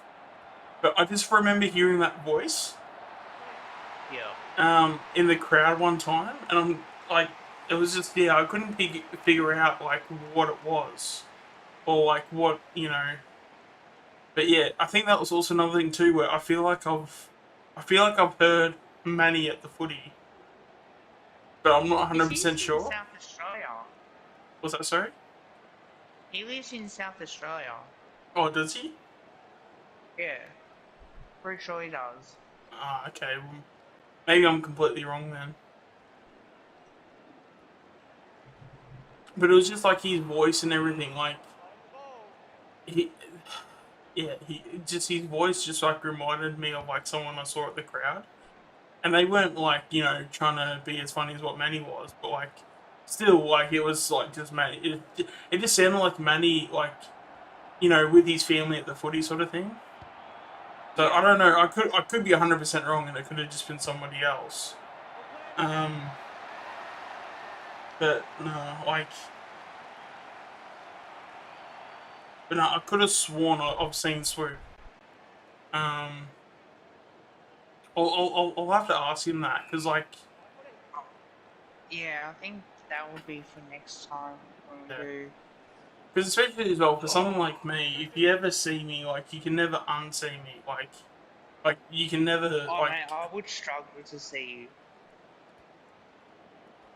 mate. When I'm 6'3" and about, oh, I shouldn't say how much I weigh, but basically I'm a big guy, so when you're 6'3" and a big guy, you're very hard to miss. Let's just say that. I bet you I would still struggle.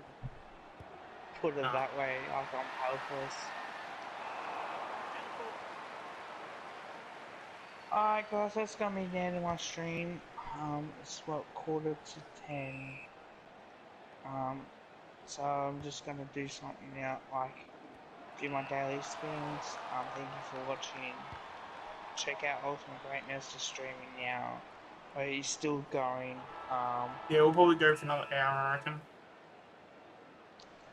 Yeah. Um, I'm not gonna go for another hour. I'm gonna end it. Yeah. Also check out Ultimate Greatness out. Like, comment, share, and subscribe. He makes great content. Check out my channel. Tomorrow will be a video about Patrick Lipinski, what we gave up, pick 3, so I'll just talk briefly about it tomorrow. Instead of doing it now, because I feel like I can go into depth and have my say on it, and I'll let you guys check that out. Please make sure you subscribe to my channel. It means a lot to me. Make sure you give it a like. Make sure you comment. Make sure you share. Put it on your socials, Twitter, Instagram, Facebook, or your Facebook groups as well. On top of that, but until then, bye for now, and go over and watch Ultimate Greatness. I've got his stream as well, so I'm watching Do his. you want to put my link in the chat, maybe? Oh, I've got no one watching at the moment, Oh, okay. so No, for I'll give you a any call. future actually, I might do that. Just gave me an idea. Um,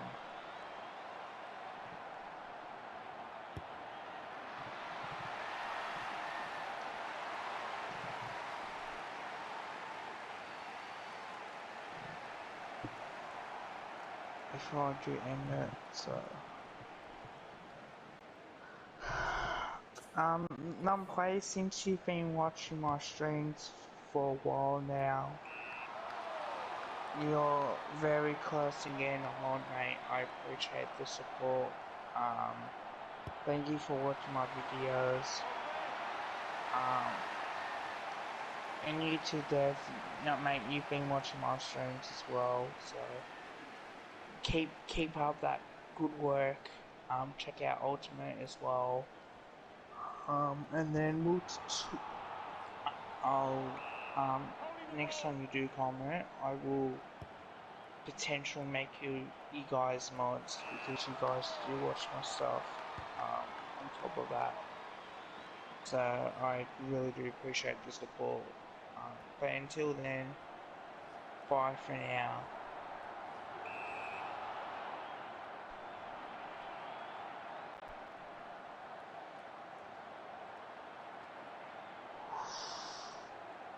Alright, you all done? Yeah, I'm done, man. Alright, all good. Alright. Yeah, so I'm aware of who Mitryan is. You know, he's obviously a content creator in the, I guess, the AFL ecosystem or AFL content ecosystem. Yeah, personally think he's an alright guy. Um, Who but is it? Mitch Ryan, one of the Collingwood supporters that have a YouTube channel. He's probably the biggest one, isn't he? I'm not too sure. How do you spell it? Mitch Ryan. So Mitch, M I. Mitch Ryan. Yeah, He's a YouTuber. Yeah, yeah. he's really good. Is he the biggest Collingwood supporter? Like in terms of like subs?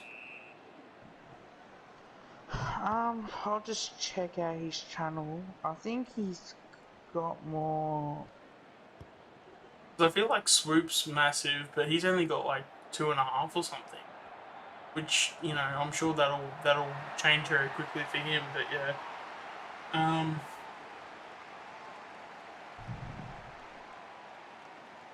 okay, that's cool, mate. Um, Yeah, he's oh, but he lives in Victoria. Okay, that's 7,058 cool. subscribers. So he's bigger than Luke. Yeah. Given. Yeah, well, I mean that's the thing. I mean, there's a chance we may not get Gibbons, but you know, there are definitely. I think there are plenty of options at the small forward position to where I think we can probably find someone. We just got to pick the right one, and hopefully it's the right call. Whoever we pick.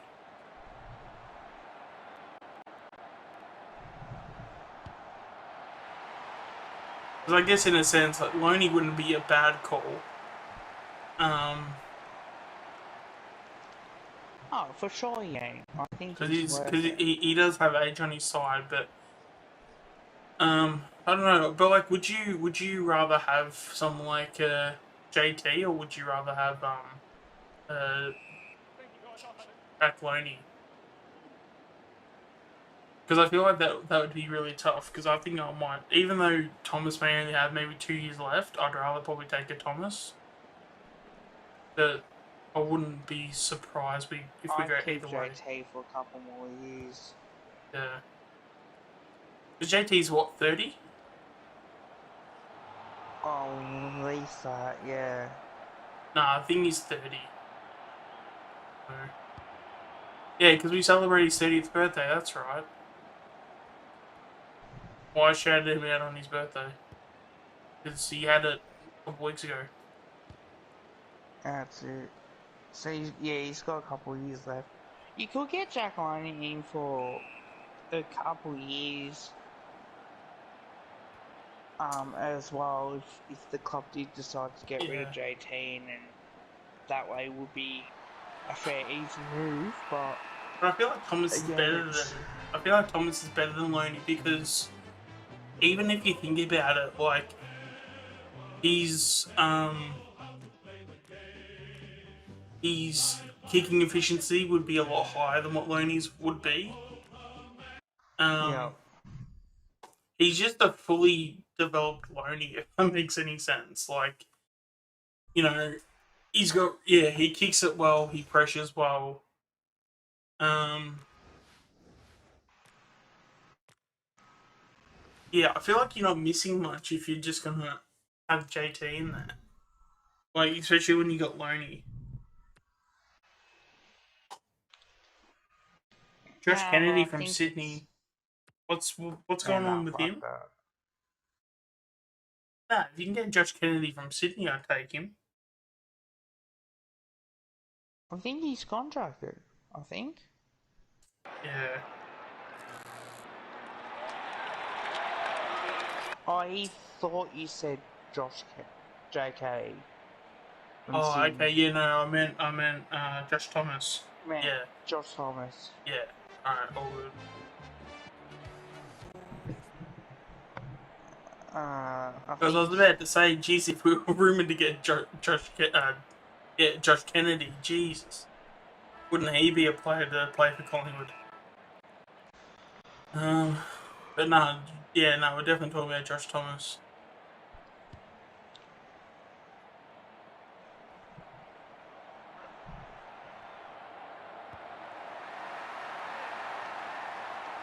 I'm 54. I might go to bed soon, I think. No, I I've think got to we'll get up finish and do up this game. Um, yeah, I think we'll play one more game here. That'll be.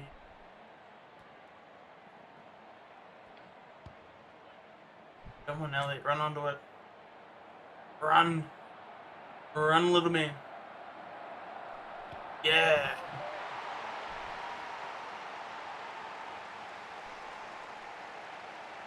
We got Lipinski.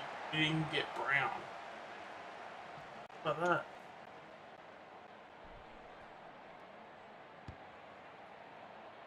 Is there a Brown would be Brown that we were nice. looking at? Because if he's talking about Cal or Tyler, we definitely have both of those guys ready to go. They're not. They're not. They're contracted till next year.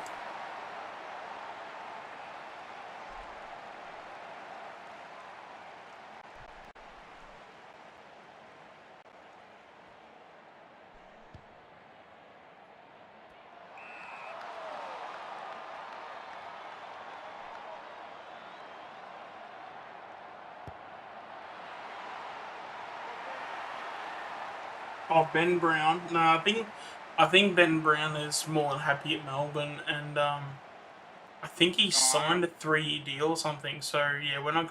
I think so. Yeah, I think Brown's going to be done at Melbourne. I think he's going to stay at Melbourne for the rest of his career. I'd imagine.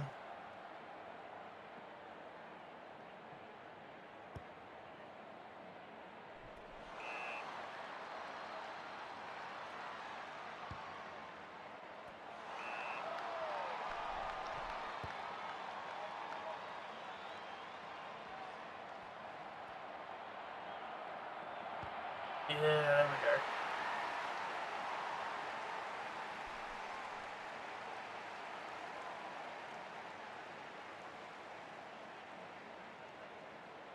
Tom Green. Yeah, Tom Green's actually, again, he's probably one of those guys I probably don't know enough about. But he is definitely one of those types whenever I do watch him, I'm always fascinated with whatever he does. Like he's definitely a good player. And then yeah, with Real, like yeah, I reckon Real could be like a watch this space because I'd imagine if Real doesn't win a premiership at some point, he'll probably start to looking at moving around clubs and stuff. So we'll see what happens there. Because as much as these players want to stay loyal, it's also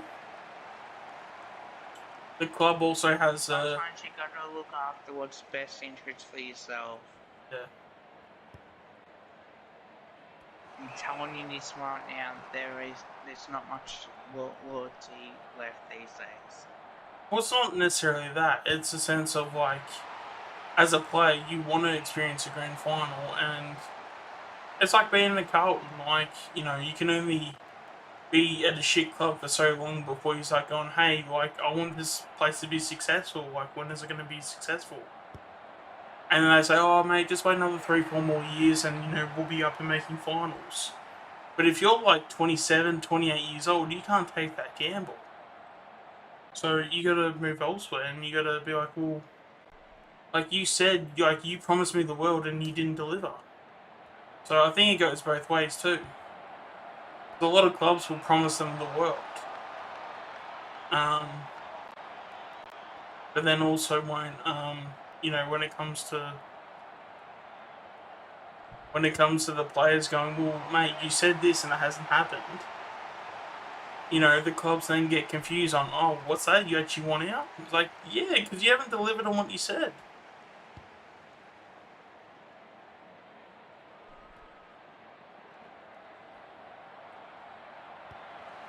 Oh, man.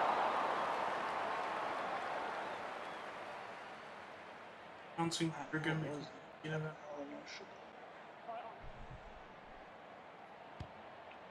was half.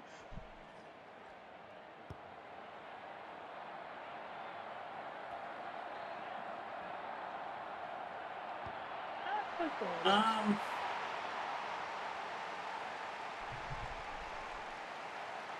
powerful. I mean, yeah, I think also McMahon's going to turn into something really good. Obviously, we're going to have to give him a couple of years to develop to get to that point. But I'm so excited for him because he's going to be one of those project players that's going to work out eventually. And then when he does, oh boy, watch out. Because he'll be that like hybrid sort of like key forward that sort of like really that's just as good small as he is tall. Like he'll Yeah. he'll come really good.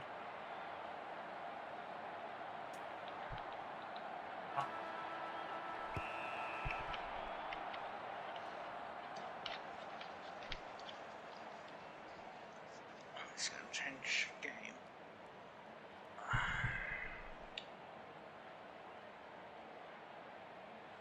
Yeah, I'll probably not be streaming tomorrow. Yeah, I reckon I might take over anyway. I'll probably do some streaming.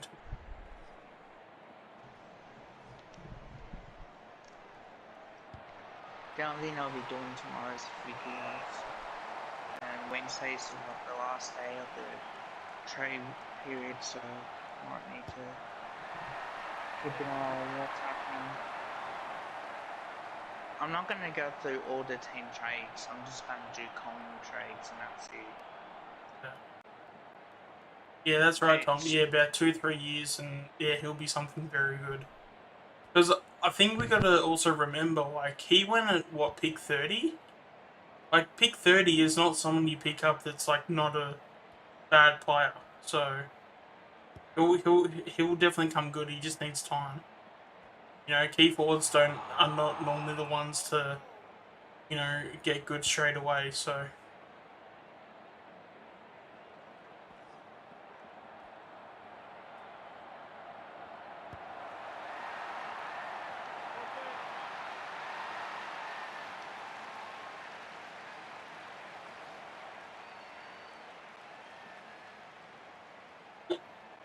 Um, I don't know if Brownwood sold the premiership at North Melbourne, but well, at least the fact that he moved to Melbourne and he's definitely he's definitely a premiership player now. That's for sure. Or can we keep it in? Damn.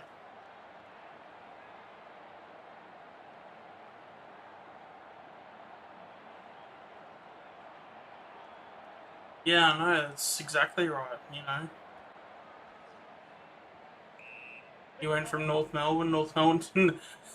He'd have been such a big servant of the footy club, and I think he had what 4 years where he kicked like 60 goals plus. And yeah, he had one bad year. North Melbourne like, yeah, see you later, mate. Off you go. It's like, huh? Yeah, no, I like Ben Brown too. I think the year he had prior to that COVID year, I thought he was fantastic. It's just that people wanted to write him off because he had one bad year, but yet, yeah, I want to say he had 4 or 5 years of kicking 60 goals plus. There's not very many players that do that over that long of a period of time. So the fact that you're willing to get rid of him, and I think he left like a third round pick or something. Like he went pretty cheap too. Like it's crazy the value of that he probably would have won at.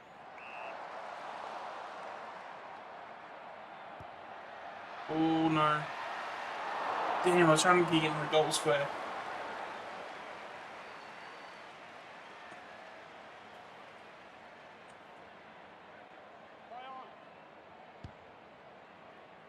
We were so close. We were close to signing who? You told him about Brown.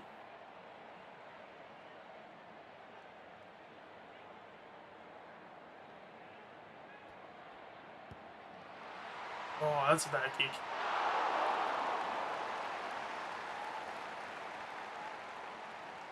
Oh, with Ben Brown, yeah, but also as well, I the reason why I think we didn't go after Brown was because I don't think Bucks wanted him.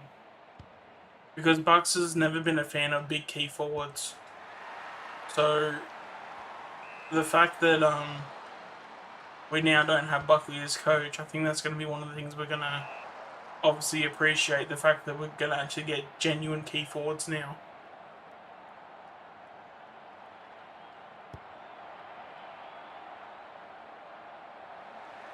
There we go.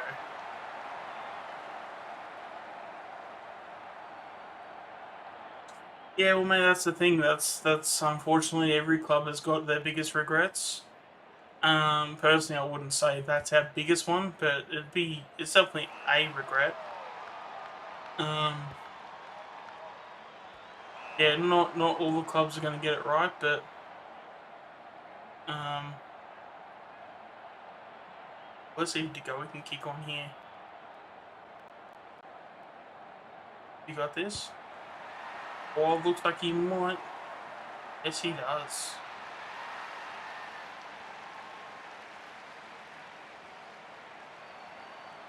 Yeah, I do believe there are exceptions to that rule, but as I said, that's exactly what it is.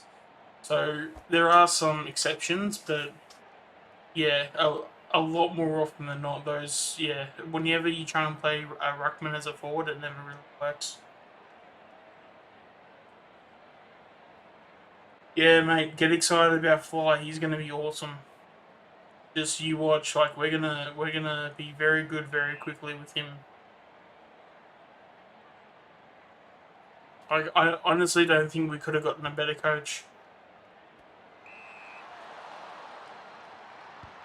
Because I think for the time and for everything involved, I do genuinely think that he was the best coach we could have got. Even if you consider Clarkson as well. Because the difference between him and Clarkson is that they're both just as good coaches. But I think Clarkson's probably like 10 years older or something from memory. So the fact that we're going to have a coach just as good as Clarkson, but yet 10 years younger, obviously that shows the type of coach that we're about to get.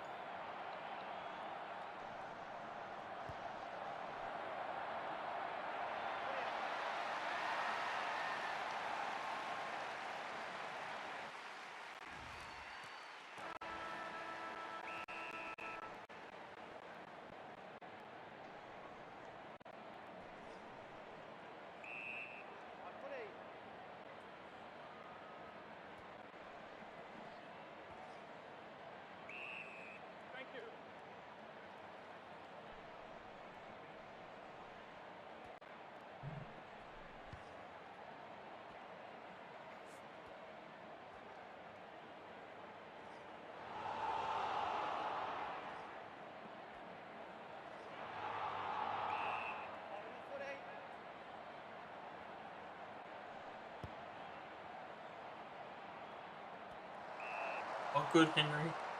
Oh, AJ at the back. Oh, there he is. Alright, let's see him kick this one. Yep, right through the middle.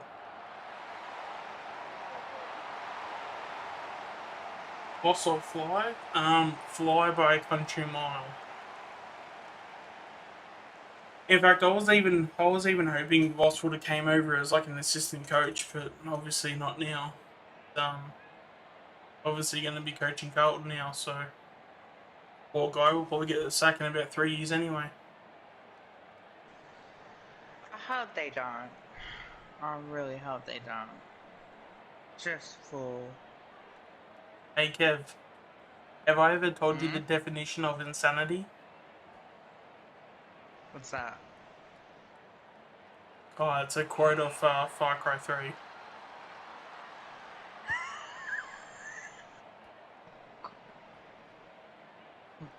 God. It's when you do the same thing over and over again, expecting a different result.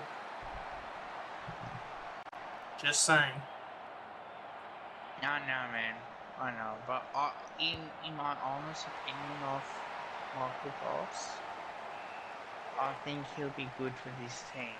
He's something that they need, and if they're gonna treat him I like think I they think have, I do think Cox can bring value.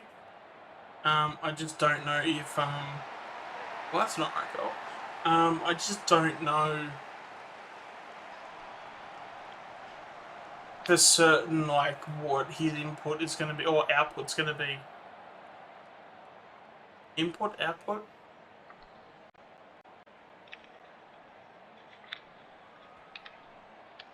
output. I Apple, think I I think think, it's output.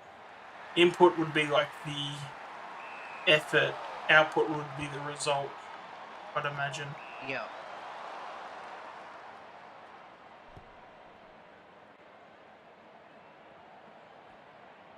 The go, we get him. Oh, nearly.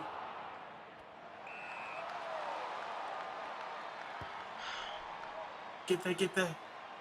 What do you think I should talk about that Max Lynch has requested trade to Hawthorn and give my thoughts on Oh, that as well? yeah, why not? Alright.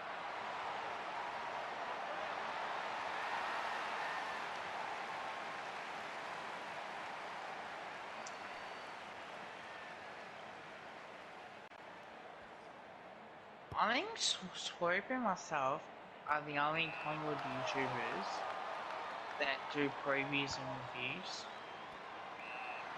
Hmm. Like Peter,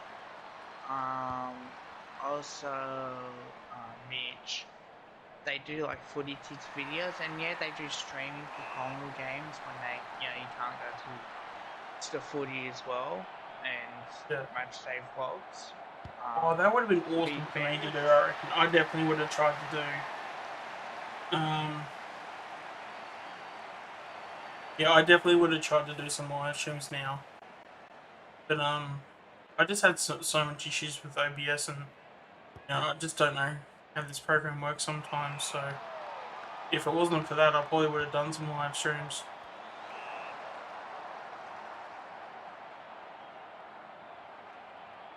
The only thing is, with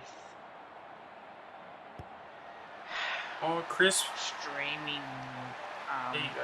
like get games as well. You can't really show the footy.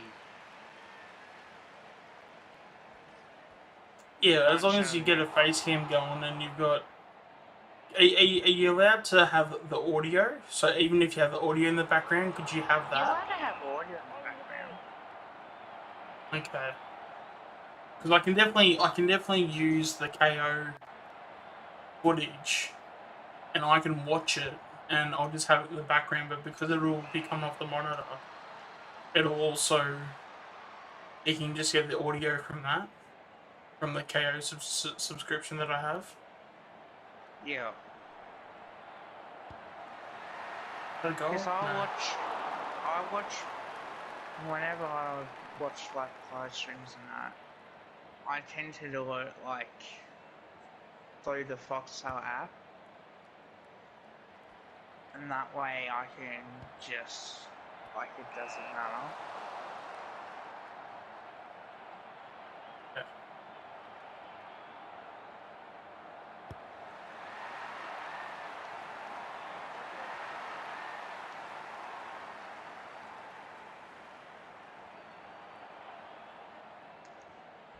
All right, I'll go because he does have a few questions here. I'll just go through a bit of the chat. Um, I mean, do you want to discuss about just flying, just in general, with expectations? I guess because I think personally, I think he's going to be a fantastic coach, and I mean, I guess the next year will be first of. Oh, did you hear? What's that? Apparently, Josh Fraser could be returning to Collingwood with a development role. Oh, okay. I'm just reading my chat now. Yeah. Um, no, that's definitely news to me. That's actually a good get. So, what type of role is he going to get? A development role. Development. Because he was coaching Carlton in the VFL, wasn't he? At one Yeah, I point. think he was at one point. But no. So, what are your expectations for Fly? Do you have any like specific anything to say in terms of just what you expect from him? I think if he can develop these kids more and just, like, now that we've brought in Lipinski, Kruger, I play them now. Yeah. Um, I would also make it a competition up for grab spot, if you may, like, say that. When it comes to potentially a chance to play All right. guys And that before, number's heading off. All right. See you, num. oh no. But yeah. No. Sorry. Continue with Clarkson's expectations. Sorry, not Clarkson. Fly's expectations. I think we need to have the competition up for grabs and done, like, if they are ready to play, just play them. Um, Also, the kids are the ones that are going to be handy as well. So I think if we can just continue to improve the way that we have, I've got no problems that we can go further, in my opinion. Um, Just my thing on it, I guess, essentially, because I know a lot of people are saying to play the kids, and that is great. Like, we should be playing the kids. My only thing to would just be, um, yes, play the kids when they're ready, but also just because they're ready doesn't mean guaranteed a game. So if you're going to be doing that, I mean, you got to make sure that they're also earning their spot too. So someone. I mean, we've spoken about how we're a little bit concerned about someone like a Hoskin Elliott. I Yeah, still want Hoskin Elliott to play round one. I think he has had enough credits in the bank where he's earned the respect to play round one. So you need to give him that opportunity. But then also in saying that too, if he does come out with the same effort and there are times, regardless if it's close game, long game, whatever, if he's not sticking his tackles, then you can then look at it and go, okay, well, we need to think about maybe dropping you to the twos because just having you tackle and not and the fact that you don't always stick good tackles, that's not a good thing. And then I think as well, just to stamp his authority on the group too, he could even yeah. use Hoskinell as an example of like, hey, this is one of you senior guys. Have a guess where he's playing next week because of performance. Yeah, that's right, he's playing twos. So I think to have that would be just a level of like a stamp of authority, but also when there's also a bit of leeway to also give that too. But I'm sure Fly will work out that balance. But I feel like he's probably going to get to the point where he is going to make some players like just flat out uncomfortable. So yeah, I it's think just he'll have to. yeah. So it's going to be interesting to see where they go. It's just a matter of what the path is in terms of getting there. Because even as much as I love how guys like Bianca has progressed, Poulter's progressed, Bo McCreary has progressed, all these guys, um, they're not like walk up starters. You don't just. It's not like they turn up and yeah, all right, there you go. You're playing round one. That's it. Um, so still make them in their spot, and I'm sure you also heard the comments from Fly as well. Like he put some of the kids on blast too. So I don't Yeah, really well, you see, have to. yeah, and I don't really see him just going flat out all the kids. I think he is going to use the majority of the. Like, I think he will put his best team forward, and he probably is going to probably favour at least for the first couple of rounds. He's probably going to favour a few senior guys over younger guys, Yeah, and then but then we'll have say four players that'll be like in the age range of 1 to 4 or 1 to 3 year players. So you'll have someone like a Rusco will be in a back pocket. Ollie Henry will be on a half forward flank. You've got Dacos will maybe be somewhere on the bench or maybe somewhere in the midfield. And then you might have one other one as well, but then everyone else is, in the EFL. Because I can tell you now, guys, like even though like I've always expressed how much I've loved the fact that how Poulter these guys have gone about it, but especially with Poulter, I mean, it was very clear that Poulter was struggling towards the end of the season, just in terms of yeah. physically, and at the time, like I thought, oh, okay, no, like this kid was doing pretty good, and then he got dropped. Like, oh, that's a bit weird. He was playing very well, but I think that's just it. Was the fact that physically he knew he was going to break Couldn't down do it. eventually. So the fact that we took him out early was probably a lot better than just keep playing him through. I think that's Because smart yeah, for sure. coaching as well. Yeah. So obviously we did that. So I think just because a player is doing that doesn't give me a lot of confidence that they'll be playing every week. So I think it's best to play those guys in the VFL, and then if their form warrants it, then playing them in the AFL. Like I also think as well. I think this VFL team that we're gonna have. I can even go as far to say I think the VFL team's gonna have a very good chance of winning next year. That's how confident I am in these. Um, And Yeah, because we got like guys like Neville Jetta helping our younger players, especially, and the yeah, VFL especially guys with that the too. experience. Like the fact that we're gonna have Neville Jetta, we'll probably have what, Scott Selwood, or is it Adam Selwood? I think Scott Scott Selwood. Selwood, I'm pretty sure. Yeah, so we're gonna have Scott Selwood. What, he'll probably be somewhere in the middle. Like, would he be playing as like a rover or a center? You know, he'll probably be somewhere around there. You'll have, I mean, all the players we mentioned. You know, Porter will be in there. Bo will be in there. Um, we may not see maybe Ollie. Maybe Ollie gets a game in the ones because I feel his confidence is probably the most. Um, he definitely needs to be up there in terms of playing as, like, you know, because he's done extremely well for himself. There's just so many. Um, like there's just so many.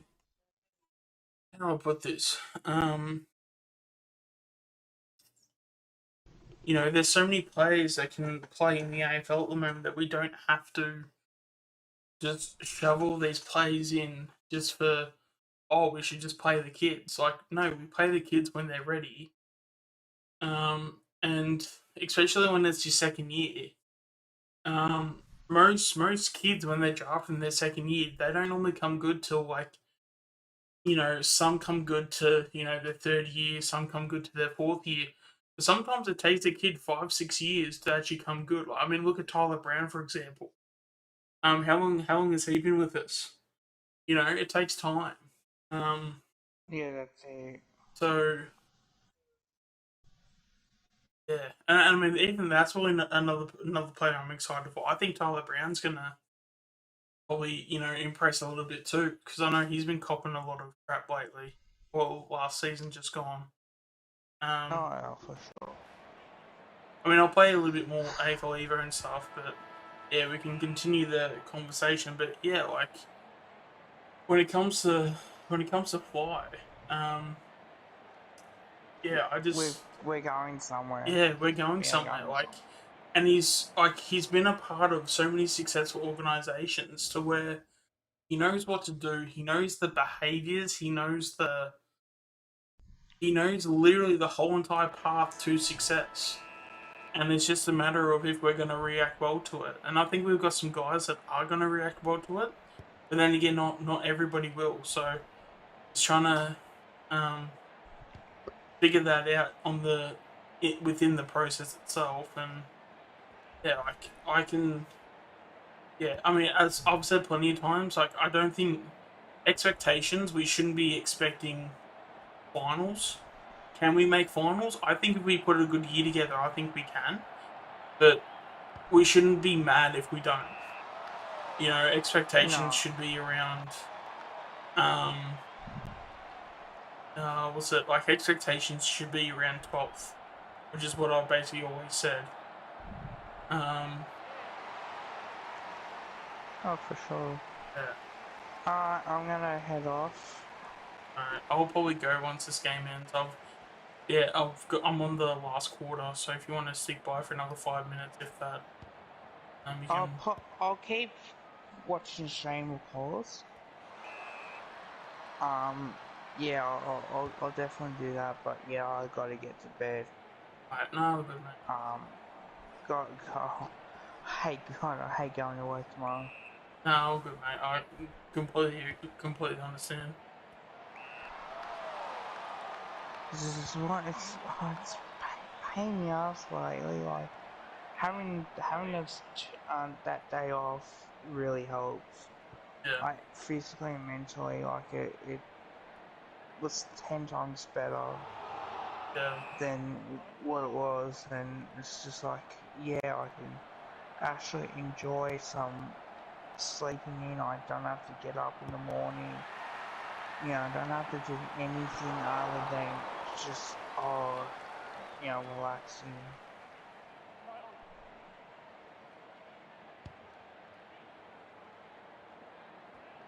But yeah, I don't know what time I'll be home tomorrow. Depends on what time I finish at yep, the podiatrist. But yeah, most likely, um, should be home in time to have dinner, have a shower, and that. If I do play games, I might play with Destiny maybe, just to really see what's happening as well. So, alright, guys. Good night. Whoever's in the chat, if you're watching. Yeah, but no, Please. I reckon after this quarter ends, I'm probably gonna be done. So yeah, I'd imagine I'm already at one. There's one person in the chat at the moment, and I'd imagine because it's 10:30. I think most people would be going to bed at this point. So I think I might join the people in that.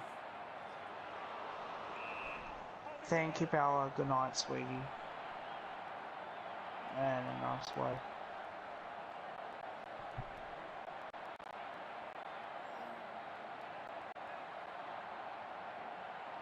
All right. If there's any questions you guys have in the chat, feel free to put them in there. If there's any topics you want me to discuss or something I have missed, happy to talk about any. Happy to talk about any. Questions you guys have.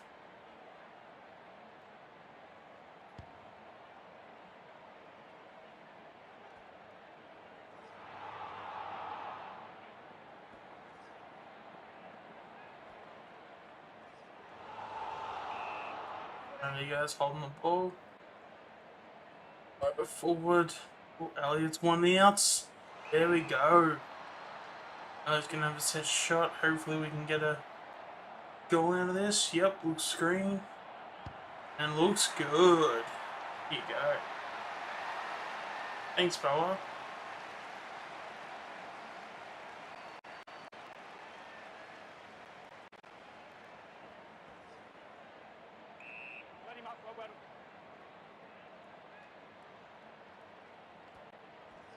Ooh. Okay, yep, high time from Chloe.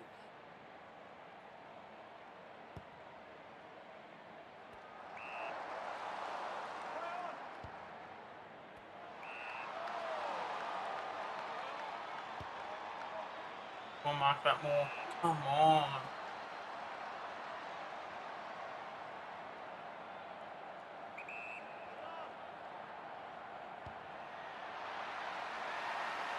Oh, and oh.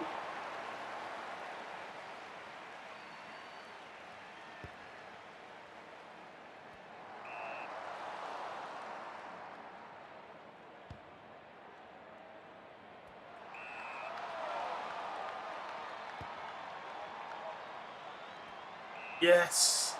There we go. We're gonna have a set shot to finish this off. And here we go. Comes in and straight through the middle. There we go.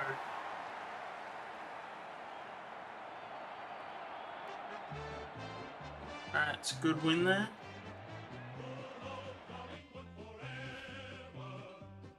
A bit more by more quieter games, but I think that just shows that, the end of the stream getting a bit tired. Probably stop things about here anyway. Alright, so we'll just save up here. And we'll just leave this right here for now. Alright, so as I said, I think we're just gonna stop it here. We'd like to thank all of the support. This video's turned out extremely well. Just obviously I've appreciate a lot of the support that's obviously been coming my way over the last few weeks. The growth has been just insane to see. Just couldn't be more thankful if I tried. Obviously want to give a quick shout out to Kev. He's obviously been a part of the streams, been making these streams a hell of a lot better than what I could. So obviously shout out to him. Make sure to check him out. His YouTube channel name is Kev's Magpies if you haven't.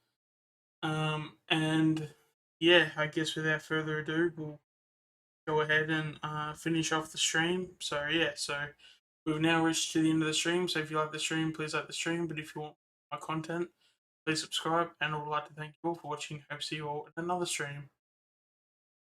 Alright, thanks. See you guys.